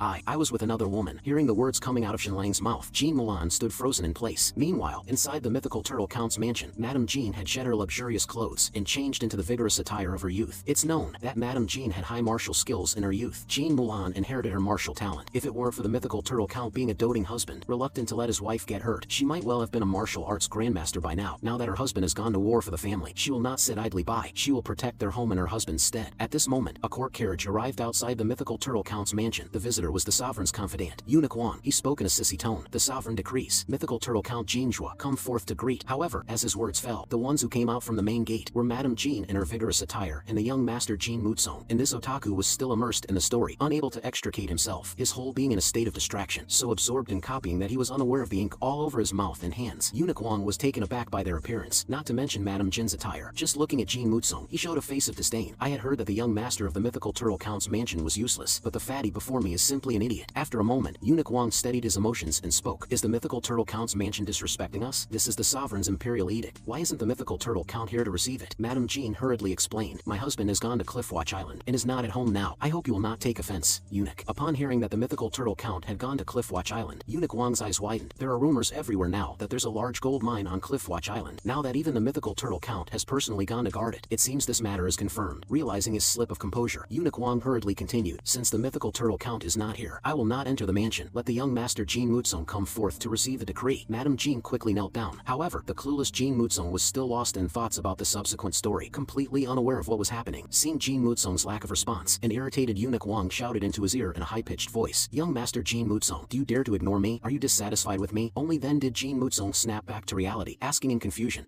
what? Is it over? Seeing Jean Mutsong's bewildered look, Eunuch Wang also felt helpless. Why am I even bothering with an idiot? He then demanded Jean Mutsong kneel again to receive the decree. Seeing that he was supposed to receive the decree, Jean Mutsong panicked. Shouldn't I be invisible in everyone's eyes? Why am I receiving a decree with my brother-in-law not home? Should I even accept it? Madame Jean, seeing her son's foolishness, was nearly driven to rage, scolding sharply. Will you kneel down already? Hearing his mother's command, Jean Mutsong finally reacted and hurriedly knelt down. Eunuch Wang continued the decree. The sovereign orders that within 3 days, the young master of the mythical turtle count's mansion, Jean Mutsong, must go to the Imperial Academy for study. Without any delay, Jean Mutsong was bewildered. Why does the sovereign want me to study at the Imperial Academy? And within 3 days? Where's my brother-in-law? I need to ask him first. Jean Mutsong stood up, shakily taking the decree from Eunuch Wang's hands, thinking, should I pretend to be sick, delay for a few days, and wait for my brother-in-law to come back and decide? However, the next second, Eunuch Wang turned to him and said, young master, prepare yourself. Within 3 days, accompany me, and I will personally escort you to the capital. Jean Mutsong was shocked upon hearing this. What? Go with you? Without waiting for Jean Mutsong to retort, Eunuch Wang coldly said again, then, I will wait for you at the mythical turtle count's mansion. After saying this, he left with 4 guards, leaving the mythical turtle count's mansion. After they were gone, Jean Mutsong dared to ask his mother with a mournful face what to do. Madame Jean could only comfort her son. Don't cry. Your brother-in-law will be back soon. He will surely have a solution. At this moment, Shenlang's carriage was indeed rushing back to the mansion. Throughout the journey, Shenlang was holding Mulan, continuously apologizing to her. Baby, I'm sorry, baby, your husband is truly wrong. Mulan, as if she had lost her soul, could not say a word, just blankly staring ahead. After a while, Mulan finally covered her face and began to cry loudly. The treasure she cherished was taken by someone else. She hated herself for not letting go of that damned pride earlier. Hearing Mulan's crying, the driver, Wang Feng, also sighed. It's good to cry it out, but the crying also made her heart flutter. All men are no good. I will stay away from men in the future and never marry. Inside the carriage, Mulan pushed Shenlang down onto the seat, tears falling like broken pearls, unstoppably streaming from her eyes. Sobbing, she asked Shenlang, who is that woman? It's not Su Chanqian, is it? Seeing Mulan's pain, Shenlang's heart was breaking, but he could only tell the truth to Mulan. That woman is Qiu Yaoer. Mulan, trembling, asked him, it must have been Qiu Yaoer who forced you, right? It must be so. In her heart, she always believed that she and her husband loved each other, and at this moment, she saw in Shenlang's eyes the deep love and guilt he felt for her. The next second, she kissed Shenlang's lips, feeling the tenderness of regaining what was lost. Then, she tore open Shenlang's clothes, seeing the scars on her body. Mulan once again confirmed that her husband was also a victim. At this moment, she no longer wanted to suppress her feelings, and pushed Shenlang down. The driver, Wang Feng, was shocked. The miss of the mythical turtle count's mansion is so wild. Doing this on the main road, returning from Furious Tide City, Shenlang, after a night of passion with Mulan, finally reconciled as before. Soon, they returned to the mythical turtle count's mansion. As soon as they arrived home, Jean Mutsong ran to tell them about the sovereign wanting him to study at the Imperial Academy. Hearing this, Shenlang couldn't help but find it amusing. Previously, Prince Ningjing had knelt in front front of the sovereign for a whole day and night before the sovereign reluctantly agreed to let Jin Mutsung enter the capital for studies. Leaving a route for the Jin family hasn't been finalized yet. Now, with rumors of the Jin family discovering a gold mine, they immediately call for Jin Mutsung to study to be a hostage. But until the reign over the sea strategy succeeds, the Jin family has no standing to bargain with the sovereign. Only after capturing Furious Tide City and Thunderous Isle will they have the strength to confront the sovereign. But if Jin Mutsung doesn't go, the sovereign will surely become suspicious, and this could jeopardize the plan. Just as Shenlang began to think of strategies, Jin Mutsung suddenly stood up and said, "Brother-in-law, let me go to the capital." Madame Jin instantly got angry upon hearing this. "No, Jin Mutsung, you are too naive by nature. Going to such a complex place as the capital, won't you be bullied to death?" However, Shenlang, on the side, deeply appreciated Jin Mutsung's decision. "Finally, my brother-in-law is willing to take responsibility." At this time, Jin Mutsung took his mother's hand and said, "Mother, if I don't go, it would be defying the imperial edict, which could bring disaster to our family. You have protected me under your wings since I was young. Now that I have grown up, I can also contribute to this family. Moreover, whenever there is anything important at home, brother-in-law always lets me listen in to learn. Now, brother-in-law's plan has reached a critical moment, and there must not be any slip-ups. I admit I am a bit slow and cannot help much in other areas, but going to the Imperial Academy is the greatest contribution I can make to the family." At this point, he looked toward Shenlang. "Brother-in-law, after this battle is over, you will definitely come to the capital to take me back, right?" Hearing Jin Mutsung's words, Shenlang was also stunned. He hadn't expected such a big change in his brother-in-law in just a few days. "Big guy, are you sure? The capital is not like home. If someone bullies you, we can't protect you. Everything will have to be dealt with by you." Jin Mutsung said with a determined look, "I have already thought it through, although I was indeed very scared at first. After careful consideration, I know I must choose this path." At this moment, Madame Jin, listening to her son's words from behind, couldn't help but have tears well up again. "This son has never left my side. Although a boy must go out and experience the world as he grows, Jin Mutsung is too naive. I really can't let go in my heart." At this moment, Jin Mulan came over to wipe her mother's tears. "Mother, don't worry. Your son-in-law will make sure everything is arranged properly for my brother. Let's go out for a walk and let my husband talk with my brother." Madame Jin had no choice but to leave reluctantly. Then, Jin Mutsung took out a bundle of manuscripts and said, "Brother-in-law, while you were away, I wrote a continuation of the story you made for Cho Yaoer. Please take a look and see what you think." After Shenlang had read the manuscript for half an hour, he couldn't help but express his admiration. "I didn't expect this otaku could write the emotional content so well. Not only does he vividly describe the process of fighting demons, but he also interweaves the plot with deities coming to the rescue in such a thrilling manner. It's very engaging, but he also veered off the main plot. If the story continues this way, they'll end up fighting in the Heavenly Palace again. Then how will they continue on their journey to obtain the scriptures?" Jin Mutsung, seeing Shenlang's expression, was also very nervous. "How is it, brother-in-law?" Seeing this, Shenlang did not skimp on his praise, saying it was indeed exciting. Encouraged, Jin Mutsung excitedly said, "Brother-in-law, I plan to make a name for myself in the Imperial Academy by writing books, continuing this journey of the monkey to obtain the scriptures. What do you think?" However, Shenlang countered him, "What you wrote is good, but it's not suitable for continuing this book. You've made the storyline too vengeful, and the emotions are too intense." Hearing Shenlang's critique, Jin Mutsung immediately deflated like a punctured balloon, very dejected. "Brother-in-law, do you think my writing is not good?" Shenlang smiled. "Of course, it's good, but it's more suited for another work. Come, let me orally give you the first chapter." After saying that, he sat down. "This first chapter will be over 60,000 words. You don't need to write it down, just listen carefully to the details." Hearing his brother-in-law's request, Jin Mutsung instantly turned into a good listener, sitting down to seriously listen to the story. As Shenlang narrated, the first chapter of the new story officially began. Looking at the testing magic steel, which shone brightly, even somewhat dazzlingly with 5 large characters. Power level 3. The youth showed no expression, but a self-mocking smile appeared at the corner of his lips. Indeed, this is the new story Shenlang brought to Jin Mutsung, Battle Through the Heavens. Following the plot led by Shenlang, Jin Mutsung was completely captivated. This story was truly fascinating. When it came to Nalan Yenron's annulment, Jin Mutsung felt as if he saw the scene when Xueli came to the Count's mansion to annul their engagement, immediately grinding his teeth in anger. But he also understood. The saying my brother-in-law told me, 30 years in the East, 30 years in the West, do not bully the young and poor, originally comes from this book. After several hours of oral narration by Shenlang, the first chapter of the story finally came to an end. Then, Shenlang asked Jin Mutsung seriously again, "Big guy, are you sure you want to continue this story in the Imperial Academy?" Jin Mutsung immediately responded decisively, "In this lifetime, even if I do nothing else, I must continue this book to the end." Shenlang reminded him again, "If you can complete this work, you will definitely become famous in the future. Not only will you be popular in the Imperial Academy, but your name will also spread throughout the capital. However, this reputation might not be good. People might curse you for writing a highly toxic work, even considering you a shame to the Imperial Academy. Does that not matter to you?" Hearing about becoming famous, Jin Mutsung got even more excited. "It doesn't matter if it's a good reputation or a bad one. As long as I become famous, that's fine. Then, I'll be able to make friends through it, and if I can also find a wife, that would be even better." Shenlang smiled and continued, "Finding a wife, maybe not, but you will make many friends who are poor students. Those top students who pass the exams with high scores, they probably wouldn't want to associate with you." Jin Mutsung dismissively said, "It doesn't matter. After all, I'm also a poor student. Brother-in-law, please quickly outline the story and character descriptions for me. I'll think about the content on my way to the capital, so I can start writing as soon as I arrive at the Imperial Academy." Seeing his brother-in-law so determined, Shenlang didn't hesitate any longer. He immediately began to utilize the content in his mind, organizing and writing out the outline for the first 1 million words of Battle Through the Heavens. After a while, Jin Mutsung, treating the scroll as a treasured possession, hugged it to his chest, promising Shenlang with determination, "I will not let you down, brother-in-law." However, the silly seriousness lasted only 3 seconds before he blurted out, "Brother-in-law, when my new book is published, can I change the title to Boundless Romantic Affairs, Battle Through the Heavens?" Hearing this, Shenlang got angry on the spot. "The book isn't even written yet, and you're thinking about writing on the coattails of popularity? Is that how you plan to do it?" But the next second, Shenlang realized, "Are you planning to add adult content to it?" At this moment, Jin Wuzong suddenly showed a mischievous grin and said, "Brother-in-law, with so many beauties in this story, wouldn't it be a pity not to include some adult content?" Shenlang was speechless, but it seemed his brother-in-law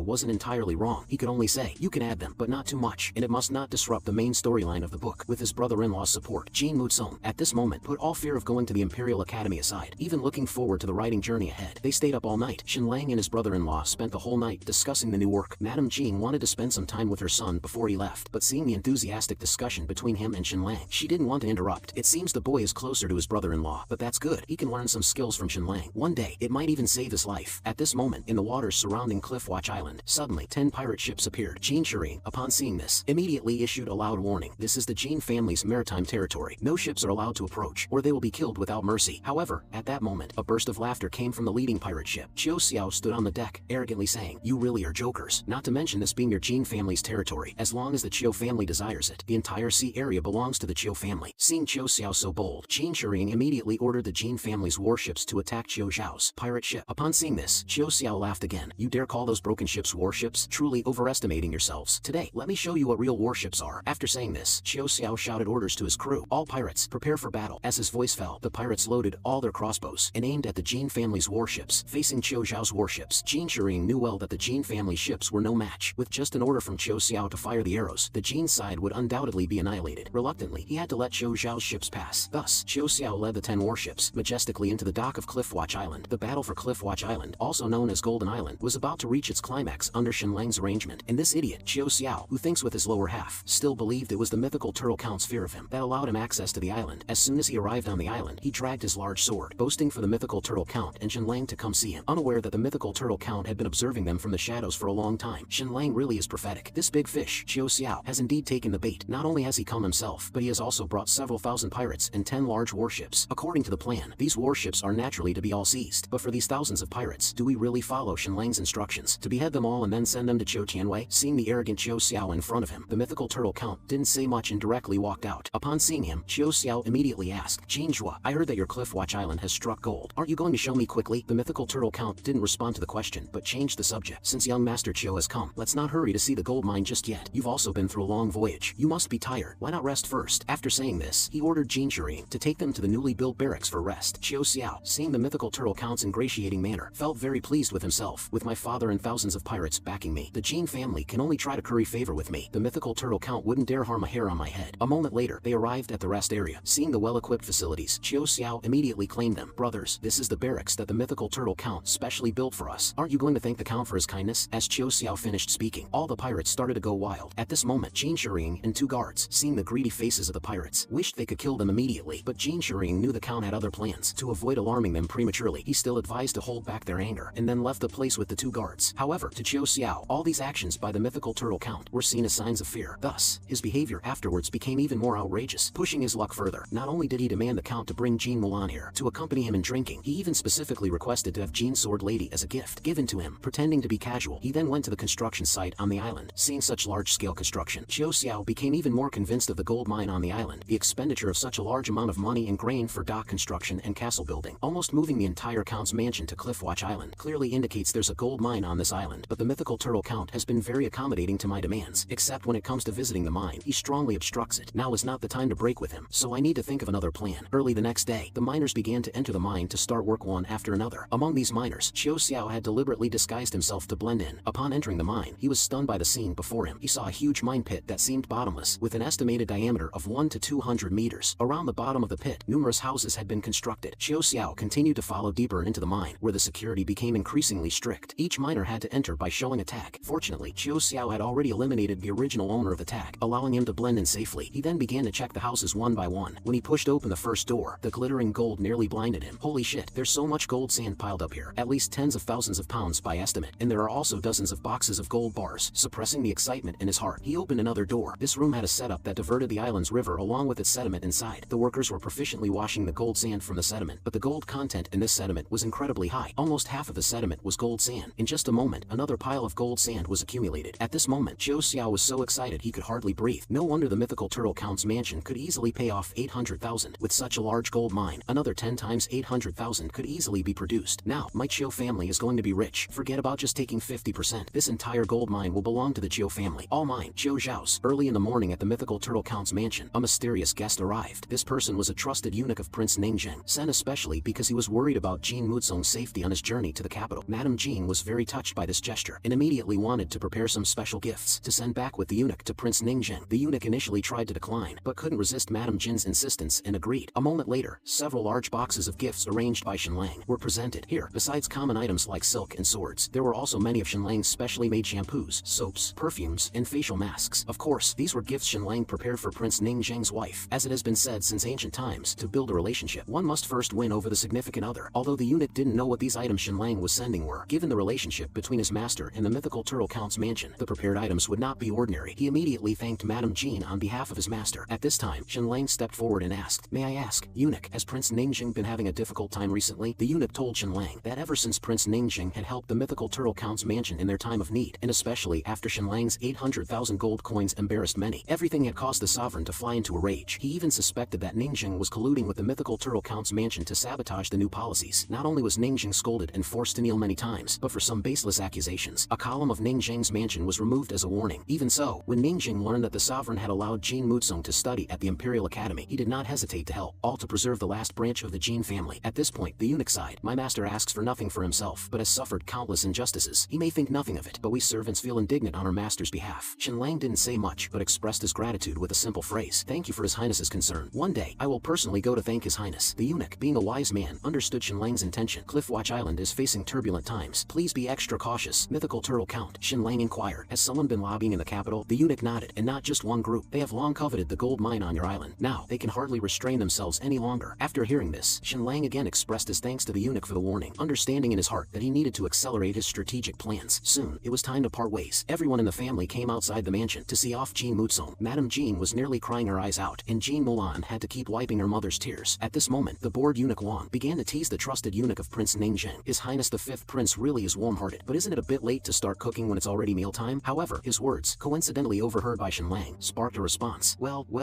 are you insinuating that Ningjing is colluding with my Jin family with ambitions of usurpation? Alright, since you like to joke so much, let me join in the fun. Then he quietly whispered into Eunuch Wang's ear. Eunuch Wang, what do you mean by that? Are you cursing the sovereign? Eunuch Wang, hearing Shenlang's words, quickly retorted. You, a mere son-in-law, should not make unfounded accusations. I definitely did not mean that. Shenlang laughed. Then what do you mean by it's almost mealtime? Are you perhaps referring to the crown prince? At this moment, the sovereign is at the peak of his reign, yet you say it's almost mealtime. This clearly sounds like a curse against the sovereign. Since you claim you didn't mean that, let's report this statement to His Majesty. Whether or not it's believed, the sovereign himself will decide. Don't you agree? At this moment, Eunuch Wang's face had turned from pale to ashen with fright. He knew well that if these words reached the sovereign's ears, though he might not be dismissed or put to death, being beaten and kneeling for hours would be inevitable. The rumors about Shenlang being as heartless as a venomous snake seemed to be true. He truly is someone who should not and cannot be provoked. Eunuch Wang dared not speak anymore in front of Shenlang. Hastily had someone call for Jin Muzong to get into the carriage and leave. Watching the official carriage depart, Jin Mulan felt very upset, and Madame Jin was crying so hard she could hardly catch her breath. Shenlang was also saddened, but his sorrow was